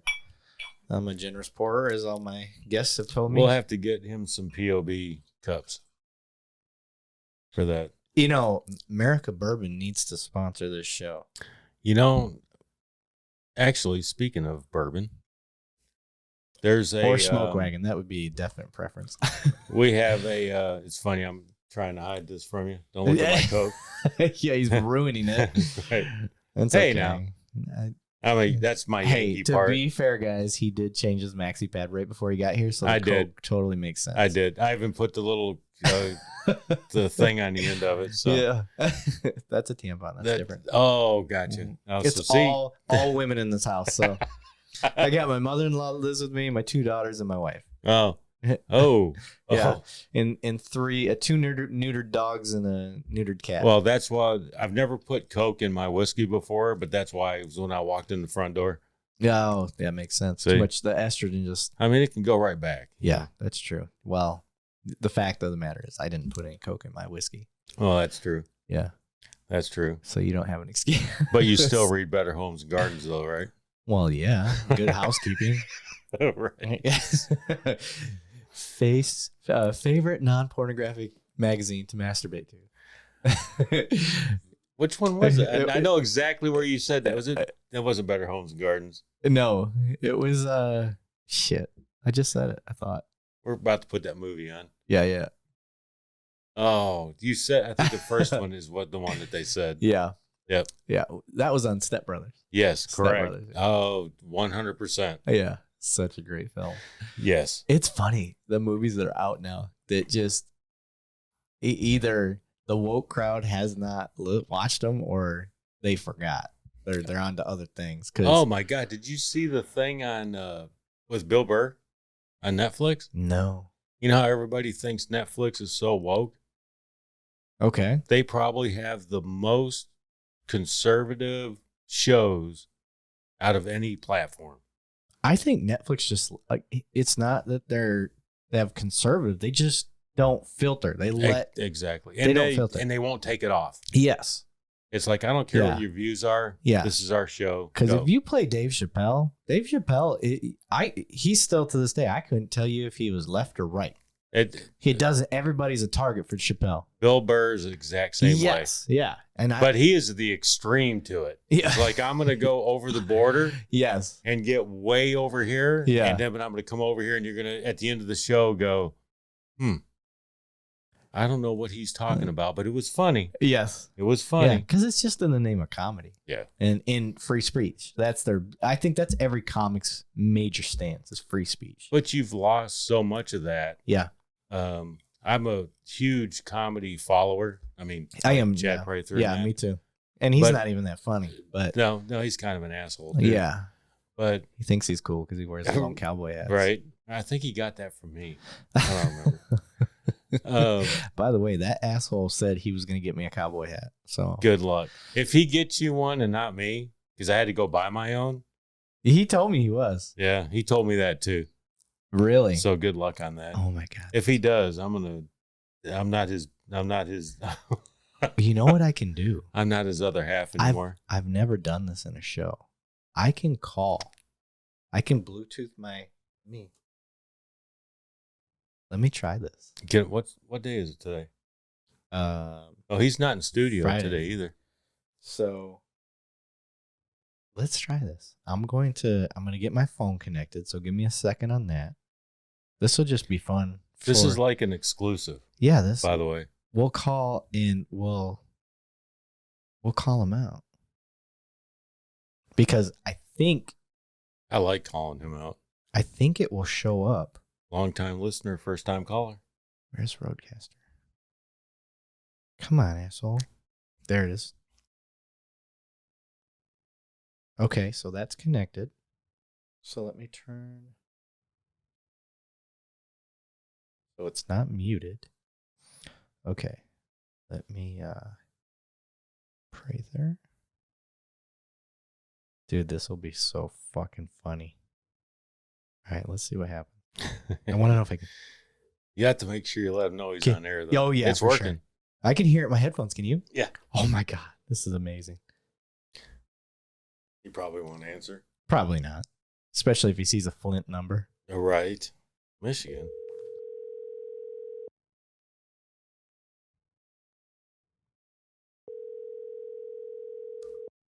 All right. Yeah. Oh, I'm leaving a message though. Yeah. I didn't know we could do this. We could just sit here and prank people for 2 hours. Oh shit! It just said his full fucking number. Make sure you cut that out. Cut that part out. Let's see. Okay. Yeah, we don't want everybody to have Chad Prazer's number. Yeah, we're at 127.37. Okay, so I'll do that again. So Chad, against that, I didn't have anything to do with that. Yeah. Now calling you, that would have been funny. I'll still call him. I'll just make sure I bleep that out in editing. Right. He's gonna be like, "Why you keep calling me back?" That would have been funny. He's like, "Do I know you?" Yeah, right. Domino's Pizza. Most people filter the number, even though I don't know if I'm stored in his phone or not.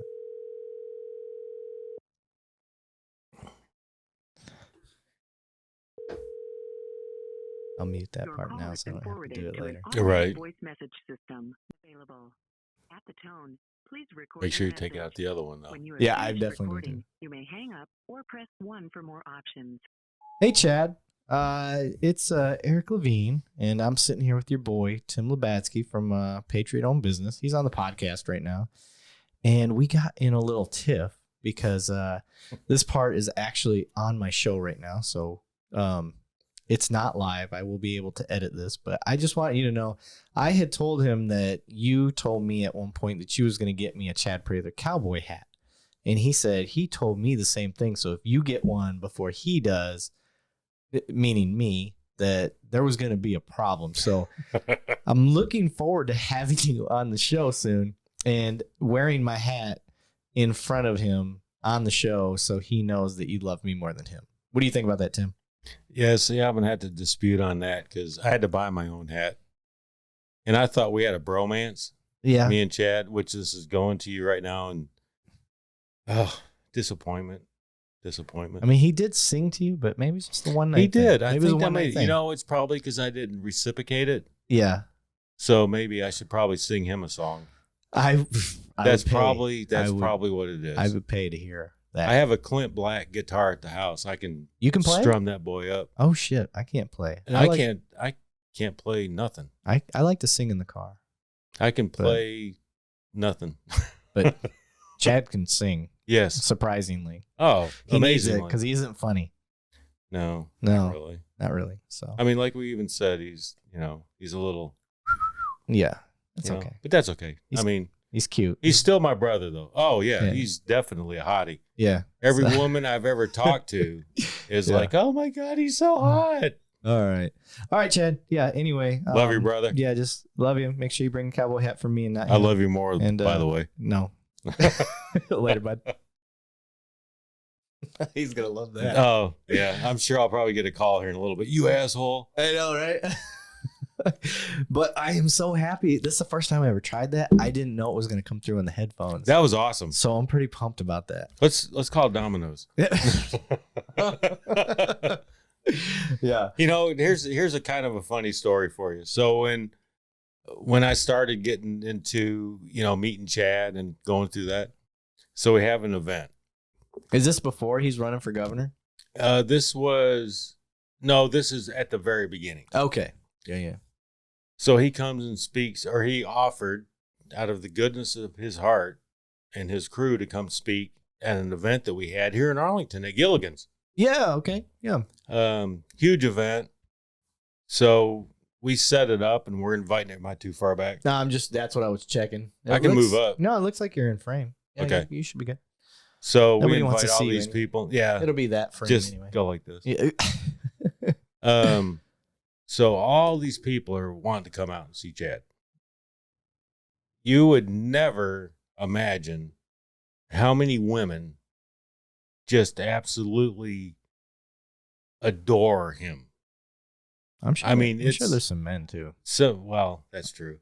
But you wouldn't even believe like the outpouring. Even people I know personally that I've known for years. Oh, think he's. It's like, hey, Chad Prather's, gonna come to this thing. Oh my God, it's Chad Prather. No shit. I'm like, yeah, he's old, right? He's our age. But yeah, he's got a following, man. Yeah, he does. I mean, we have one friend that's a really good friend has been trying to come out, and finally, actually, I think it was at that event. I said, "Hey, Chad, would you talk, say hi to, our friend that couldn't make it?" Yeah. I still hear about that today. She's like, "Oh, do you remember that time when I talked to Chad on your phone?" Oh my God.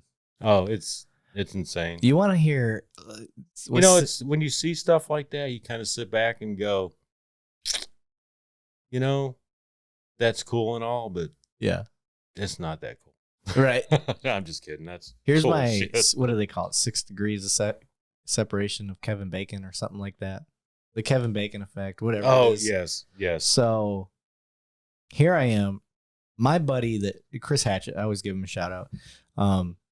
He taught me everything that comes with the editing part of this. I mean, he's a director. It's what he does. That's his bag. And we met for a nonprofit called Hallie's Heroes. So shout out to Hallie's Heroes. She had a very rare disease that is curable. But the problem is it's like getting a bone marrow match type thing. It's 1 in a fucking billion or whatever it is. But the whole premise of Hallie's Heroes is get swabbed, see if you're a match. Like, that's what they do because you could save a kid. Because it literally is a cure for the child. And it's a great cause. Well, Hallie had this really rare disease. And we were shooting a music video with Pink songs on there. It was the artist. And we basically copied her style of videos for those 2 songs. And I got to play dress up and all that stuff. And ours was the Alice in Wonderland style video that she does.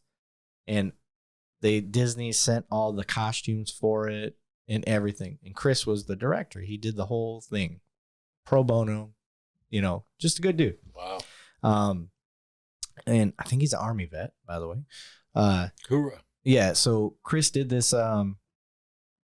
video, and that's how him and I got to be friends. And then when I started talking about maybe doing the podcast, he took me under his wing, and he remotely through FaceTime most of the time was like, tell me, okay, now do this, now do that, So I was learning. And anyway, where was I going with that? Fuck, I don't even remember now. No, I got going down. This is not my show. I know. I started going down this road. I got going down this worship Chris thing. Should we do a disclaimer? No. What were we talking about right before that? It's 2 cops, 1 donut, by the way. I know. I'm an idiot. What the fuck were we talking about? It started out with Chad's following. And then with all the honeys wanting to be Chad Prather. Yes. And then we went down that road, and then I'm trying to connect the dots. Why did I start talking about Hallie's Heroes? 2 + 2 is 4. Yes. I'm so dumb. God, what the fuck was I talking about? Should he pour himself another one, or no shit? I'm not even drunk yet. No, why did I go down there? This is Merica Bourbon's fault. American Bourbon got my memory jacked. I was going down that path for a reason. I've never seen anybody, and this is nothing against you, but just going full-fledged, and I'm listening to like... Lost my train of thought. Where was I going? Yeah. That's hey, it happens. That's either why people love me or hate me, because I'm an idiot. So I was going down that path for a reason, and I just cannot think of why. We did the Pink video. Yeah. Chris taught me how to do this stuff. It was for a cause. Oh, yes. Oh, see? Yeah, ding, ding. Yes. So I called Chris, and I'm like, hey, I'm doing the podcast. He teaches me this stuff. And he's like, what guests do you have lined up? I'm telling him all this stuff. And he goes, my friend, Chad Prather, he had done some work for Chad in the past. He said, he would be a good guest for you to have. He's like, you want me to introduce you? I was like, yeah, dude, that'd be cool. So through Chris, I met Chad. That's how I met Chad. Small world, same exact day. His, at the time, road manager, I don't know what you call her. Allison. Yep. Yeah.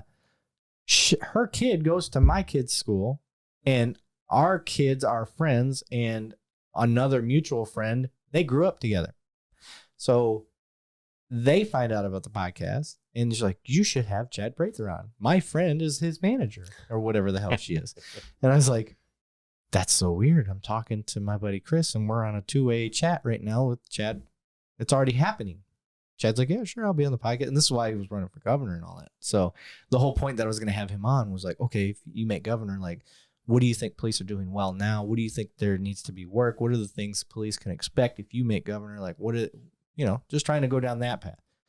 And we weren't able to, he was so fucking busy. And I'm not a pressure guy. I'm just like, hey, cool. You said you'd do it. Let me know when, and I would hit him up every once in a while. Like, hey, you got any free time? And he'd always respond eventually. Like, nah, I got this going on. I'm like, cool. Well, then I meet POB. That's me. And yeah, you, and I start telling you, I'm trying to get you on the podcast. And I'm like, I think actually when I started trying to get you on the podcast, I was like kind of in that, I was starting to establish a habit. Like I was regularly putting out, but still trying to figure out what I was doing necessarily. Regularly putting out. Regularly putting out. Yeah, I like that. Yeah, I like that.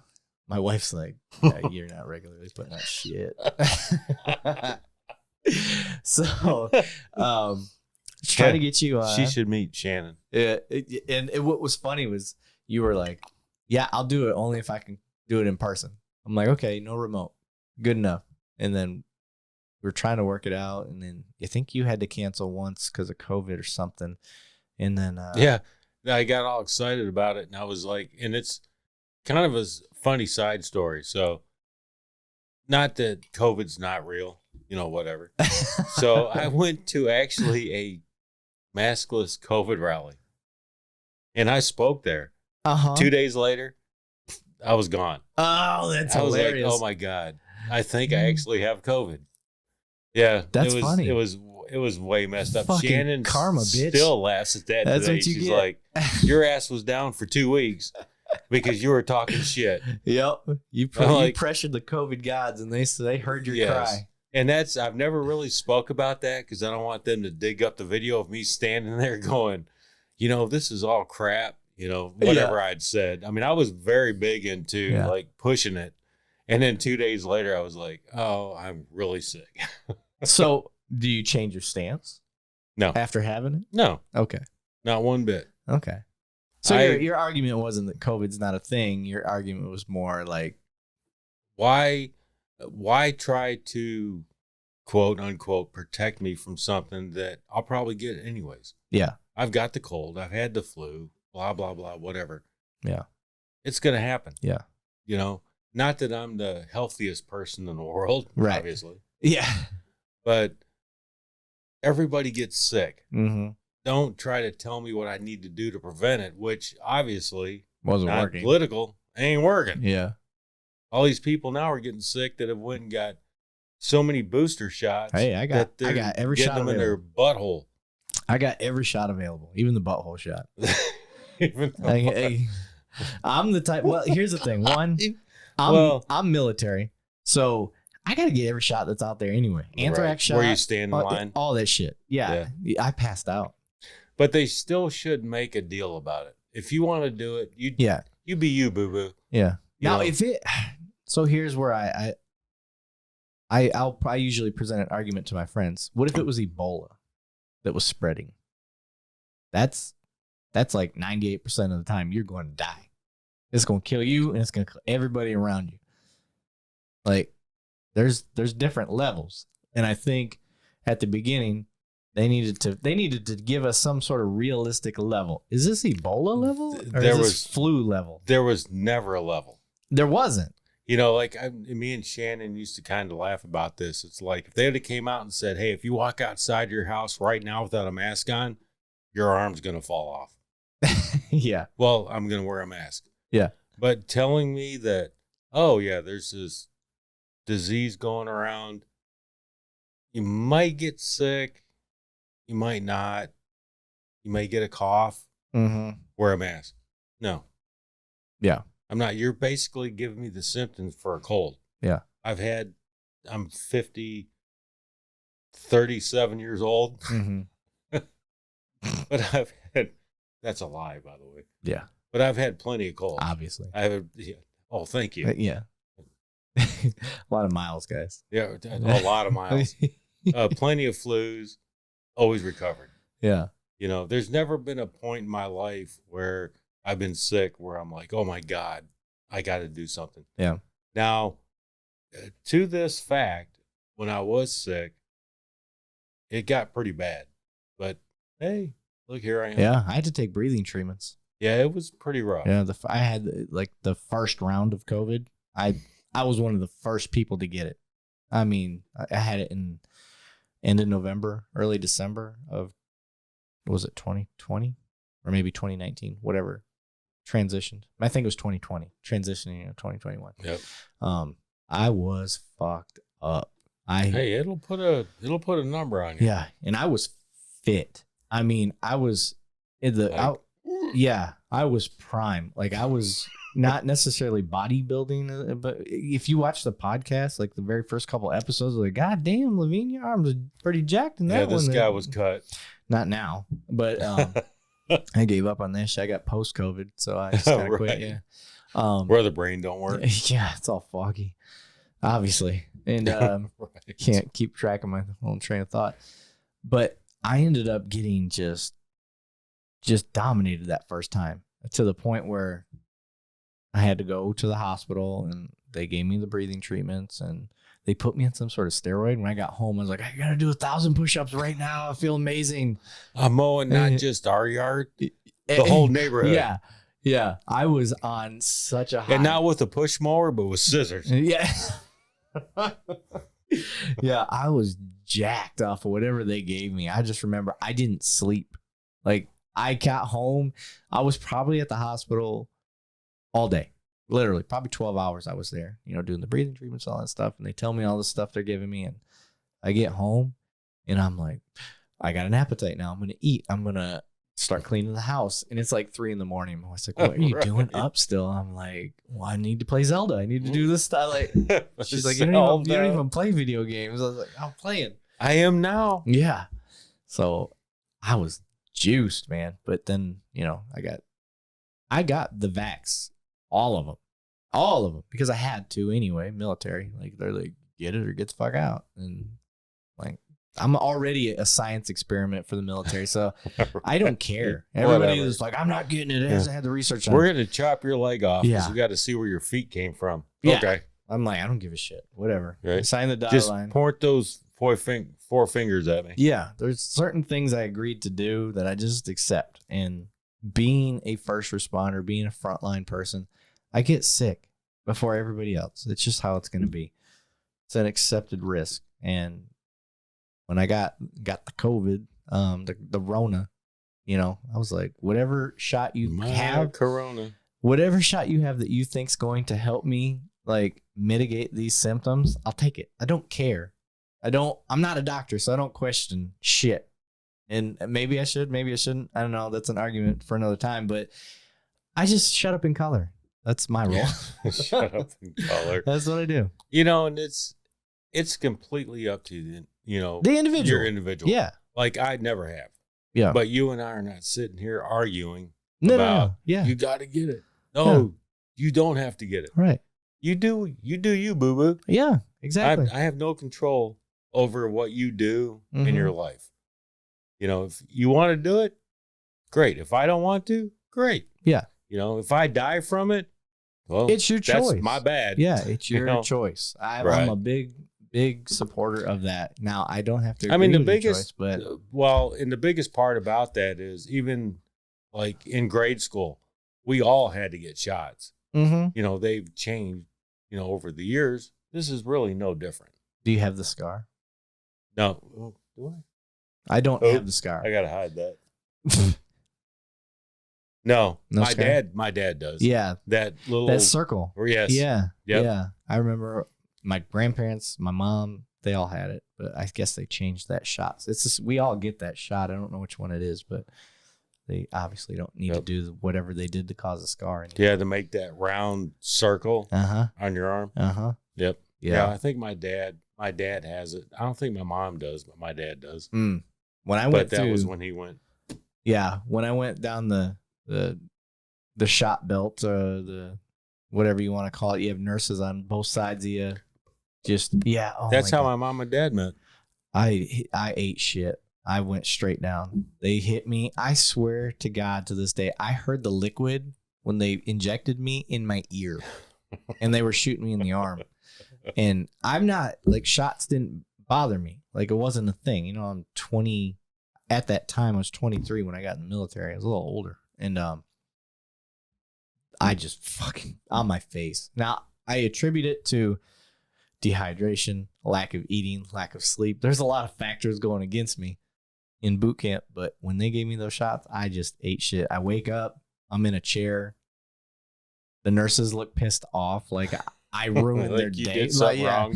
Like I could control it, and I'm like, what the hell happened? And they're like, you passed out. I'm like, oh, and they're like, we got to give you some. Like I'm a man. they hadn't even finished giving me shots yet. And they're like, well, we got to give you some more shots, but you need to drink this juice first. So I'm like, okay, well, fucking whatever calories I could get at the time. I was like, I'll take them.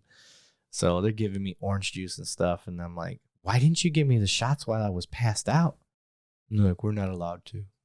That's stupid. That's the time to give me the shots. Yeah, I allow you. Yeah. Exactly. Because that's going to be when you're the most relaxed. Your muscles aren't going to be tightened up.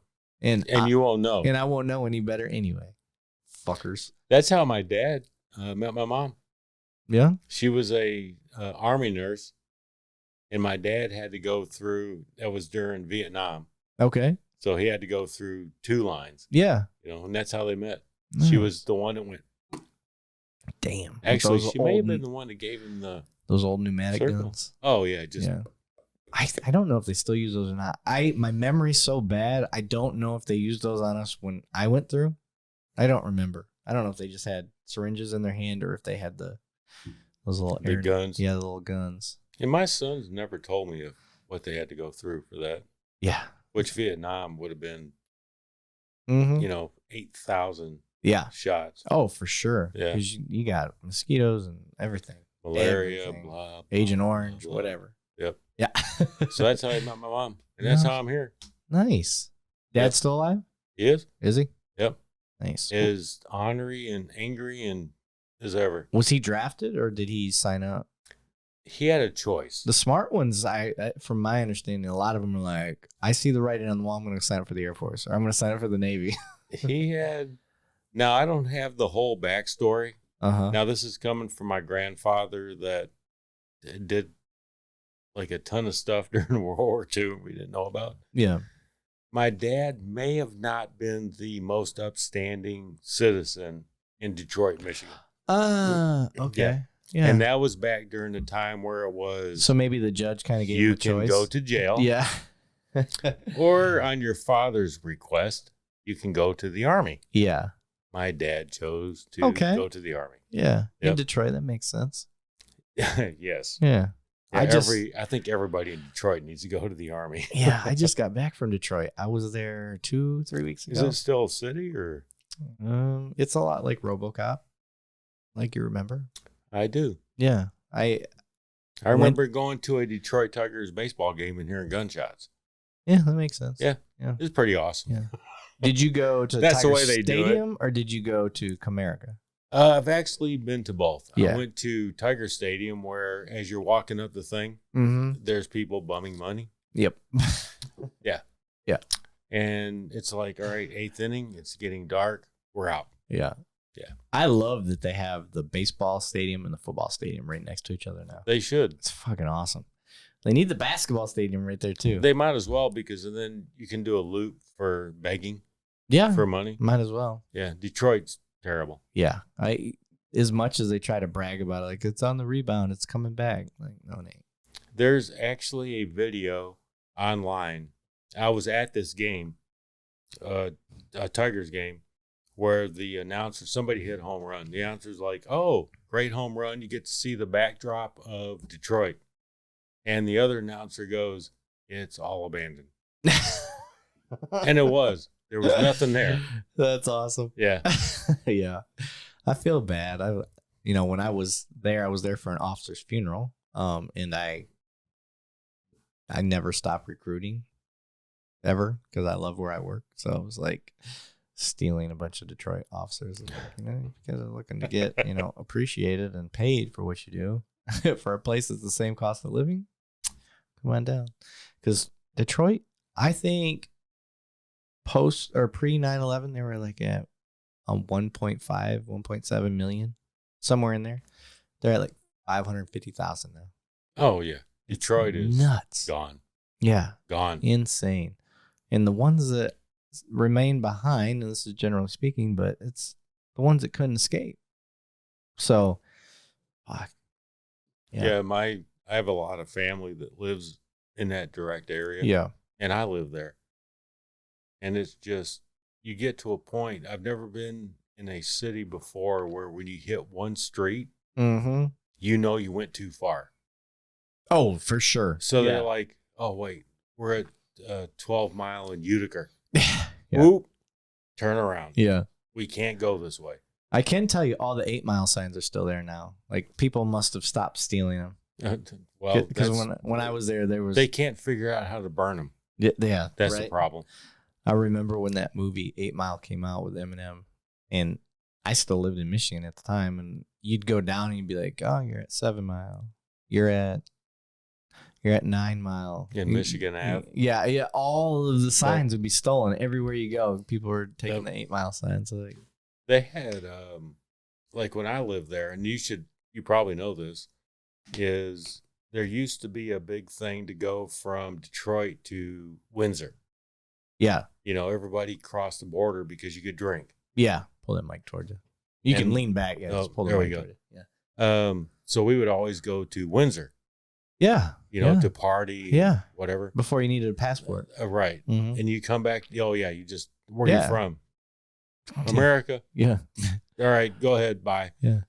And then Detroit started to get even worse, where you couldn't even go to Windsor because you had to use the tunnel or the bridge. Yeah. So you wouldn't even go to Windsor anymore because of how bad Detroit was. Right. I mean, it was. We would rent like a party bus. That was the way to go. Oh, dude. Yeah. No worry. Yeah. We would get, 12, 15 of us, and we would just rent a party bus because you get that many people together. You're a little packed, but one, you get to drink the whole way there and back. And two, it's way cheaper. Ends up being way cheaper because you got so many people, and customs doesn't jack with you nearly as much. They know what you're doing, and they know you're local. You're not some out of stater. Right. Yeah, they could tell. I'm from Michigan. Yes. Yeah. We got thrown out. Not out of Canada necessarily, but we got thrown out of a bar. My buddy, I remember this specifically. We were wasted. Don't get me wrong. Everybody has a Canada story. Yeah, that's from that area, by the way. But my buddy ordered 2 shots of Captain Morgan, of all things. Weird thing to get a shot of, but he orders a shot of exactly. See that face you made? That's the exact face he made when he took the shot. And the bartender, you're out. You're drunk.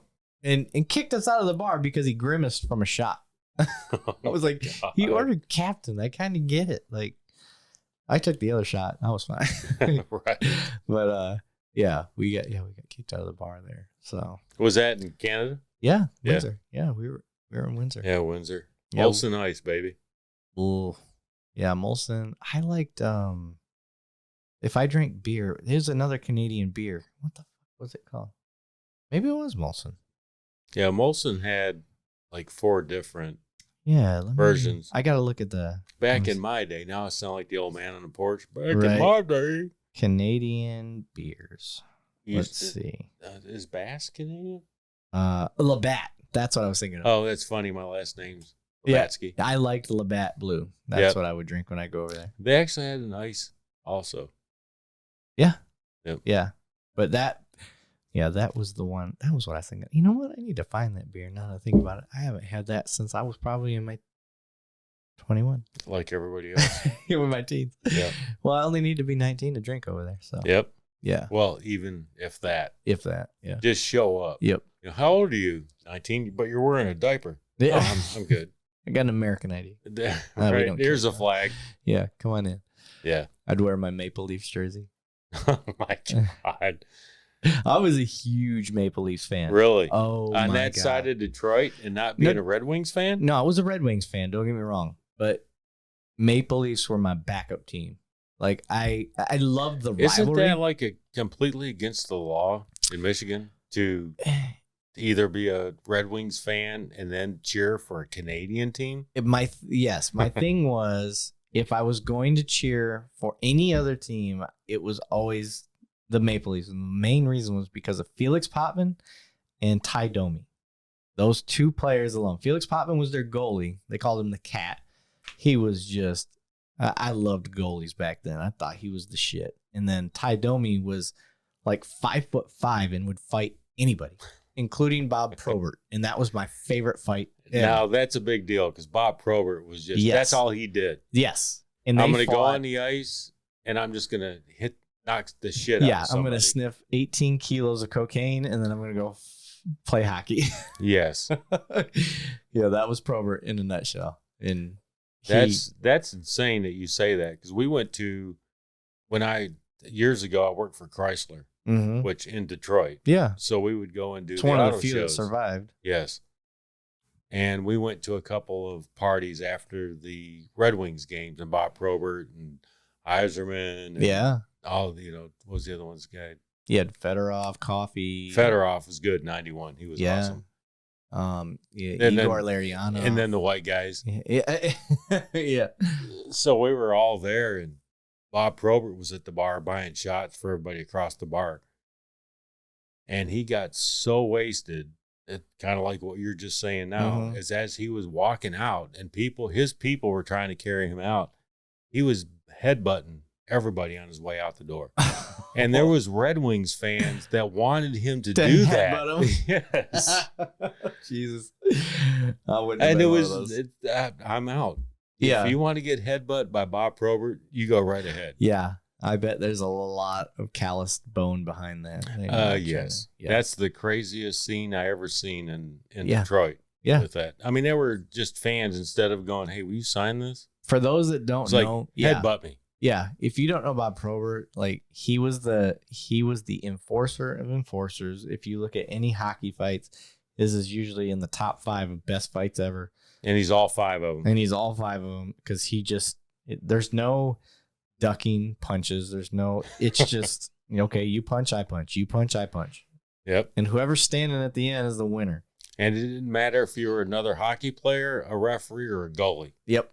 I mean, he was swinging. He'll fight anybody. Yes. Yeah, I love Probert. I mean, even fighting his fans to headbutt them as he leaves a bar. Yep. In hockey skill, he wasn't great. He was terrible. Yeah, he wasn't good at all. But no. He would protect your goal scorers, and every once in a while he'd manage to poke one in. Right. He's like had maybe one goal a year and 840 penalty minutes.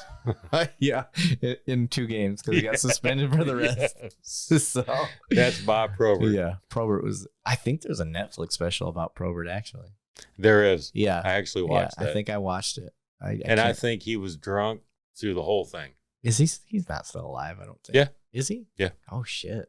Hope he doesn't see this. All right. Hey, this is nothing. Hey, go Wings. Yeah. Go Wings. I got an octopus out in the truck. We're good. Yeah. They've made the playoffs like 30 years in a row, all of my childhood, and I become an adult, and then they just decide to quit playing hockey. Oh, it's fuckers. That was Detroit's. That was actually Michigan's staple was the Red Wings. Yeah. Everybody knew who Detroit Red Wings were, and you could go past. I mean, even you and I being here in Texas, you can find people and go, hey, who's the hockey team in Detroit? Oh, it's the Red Wings. Yeah. Everybody knows. I know Iserman, and of course everybody knows Iserman, but and now it's just it's like they're the Detroit Lions now. Well, don't say that. They're not the Detroit Lions. The Detroit Lions have never won anything. Oh, they're getting there. They won a new stadium. But good. I mean, come on. They just have a newer place to lose in. Hey, look, we got this $1 billion stadium. What are we going to do this year? Lose. 1-15. Yeah. There's Detroit. Fuckers. Yeah, I tell anybody, like, you think you're a fan, be a Lions fan. Right. Be a Lions fan. If you want to be a true professional football player, Yeah. it's being a Detroit Lions fan. Yeah. Go ahead. Tell me how your team hasn't won the play, especially these Dallas Cowboy fans. Oh, shit, son. Oh, my God. What'd I'm you breaking knock it? something. Did you knock down my battery for my... I'm It's about okay. to get kicked out. That's all right. You ain't getting kicked out. I'm leaning back too far. You're fine. Let me see. Are you I'm still trying in to be frame? cool. No, you're in frame. You're good. But, well, let's, how long do you think we've been going? Hold on. No, don't look at you. How We've long been do you think? going How long does for- it feel? I don't know. What do you think? Hour and a half? I know how long we've been going. 2 hours, sir. Really? It goes quick, doesn't it? Wow. Yeah. And hey, POB is a thing. Yeah. Really, I swear. Yeah. So that's what I was going to get to. I was, is there any, tell people how to find you for one. It's actually really easy. Patriot-owned businesses is across, every social media. So TikTok, Instagram, Twitter, Facebook, And online. We have a website. and your own website. Yep. If you have a business and you feel like you fit into those categories for what Patriot-owned business is, you can go to their website, add yourself in. I think there's an approval process. There is. You know what the best part is, though? Is to get on to what we have now. It's free. Nice. Like $0. Yeah. It's free. And Free.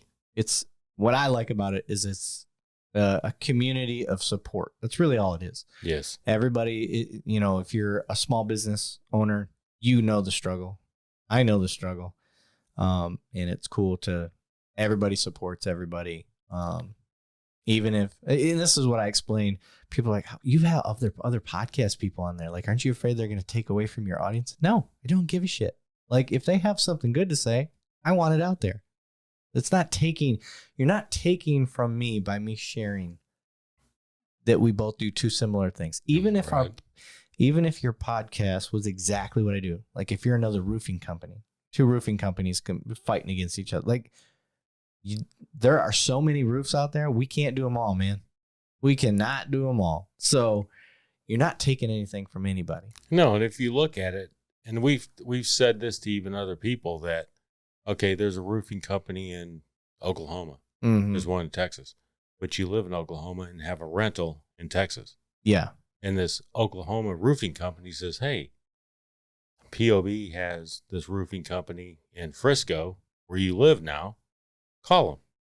Yeah. That doesn't hurt that Oklahoma business. It helps them. Yeah. Post. That's what it's for. Yeah. Yep. Yeah. And it's the biggest thing about POB is to bring people together, to network. Yep. Business to business, business to individual, mm-hmm. individual to individual. It just shows that you're not out there by yourself. Yes. That we are all in this together. Yep. Support somebody that will support what you want. Yeah. It's simple. It's a simple process mm-hmm.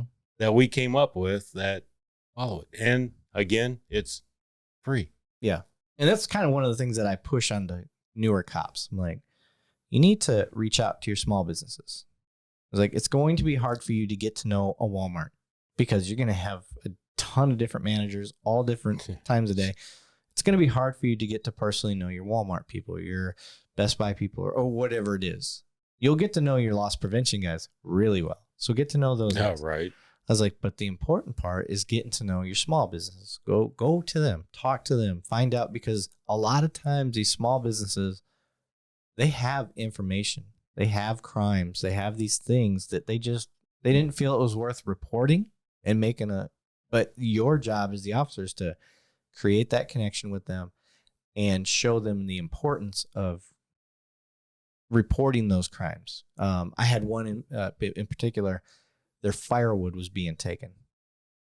They had a barbecue place, wood oven fireplace type thing going on, and their wood was being stolen, but they weren't reporting it because ultimately it wasn't a huge loss to them. That the cost of it anyway, and they just didn't feel like they would. For them, it's an insurance thing, so they're like, it's not worth reporting because the insurance deductible is more than what we're going to get back, so they just call it a wash. Well, I go into the store and I'm like, I hit things in the restaurants. Like, how are things going? They're like, oh, good. We just had somebody stealing our wood lately. And I'm like, what's the report number? Tell me, I'll start digging into it. And they're like, oh, we didn't report it. And I'm like, why did you not report this? Right.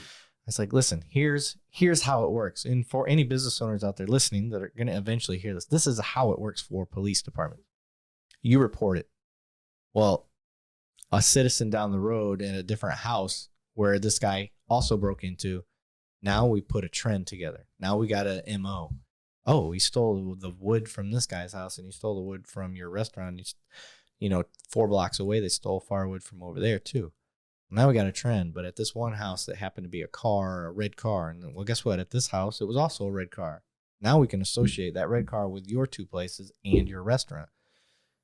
Those stats, even though it seems like it's insignificant to you, they do add up and they do matter. So for my businesses and police officers, go out there, talk to your small businesses. You're going to find out good information that you wouldn't have got any other way if you think everybody's out there reporting crimes. They're not, because these are some of the factors you need to consider. So go out, talk to your businesses, build those relationships. Good, healthy cities have good working relationships with the small businesses, the community, and the police. Yep. That's my 3 pillars for that. I've said this several times on the one second. We're about done. Oh, okay. Yeah.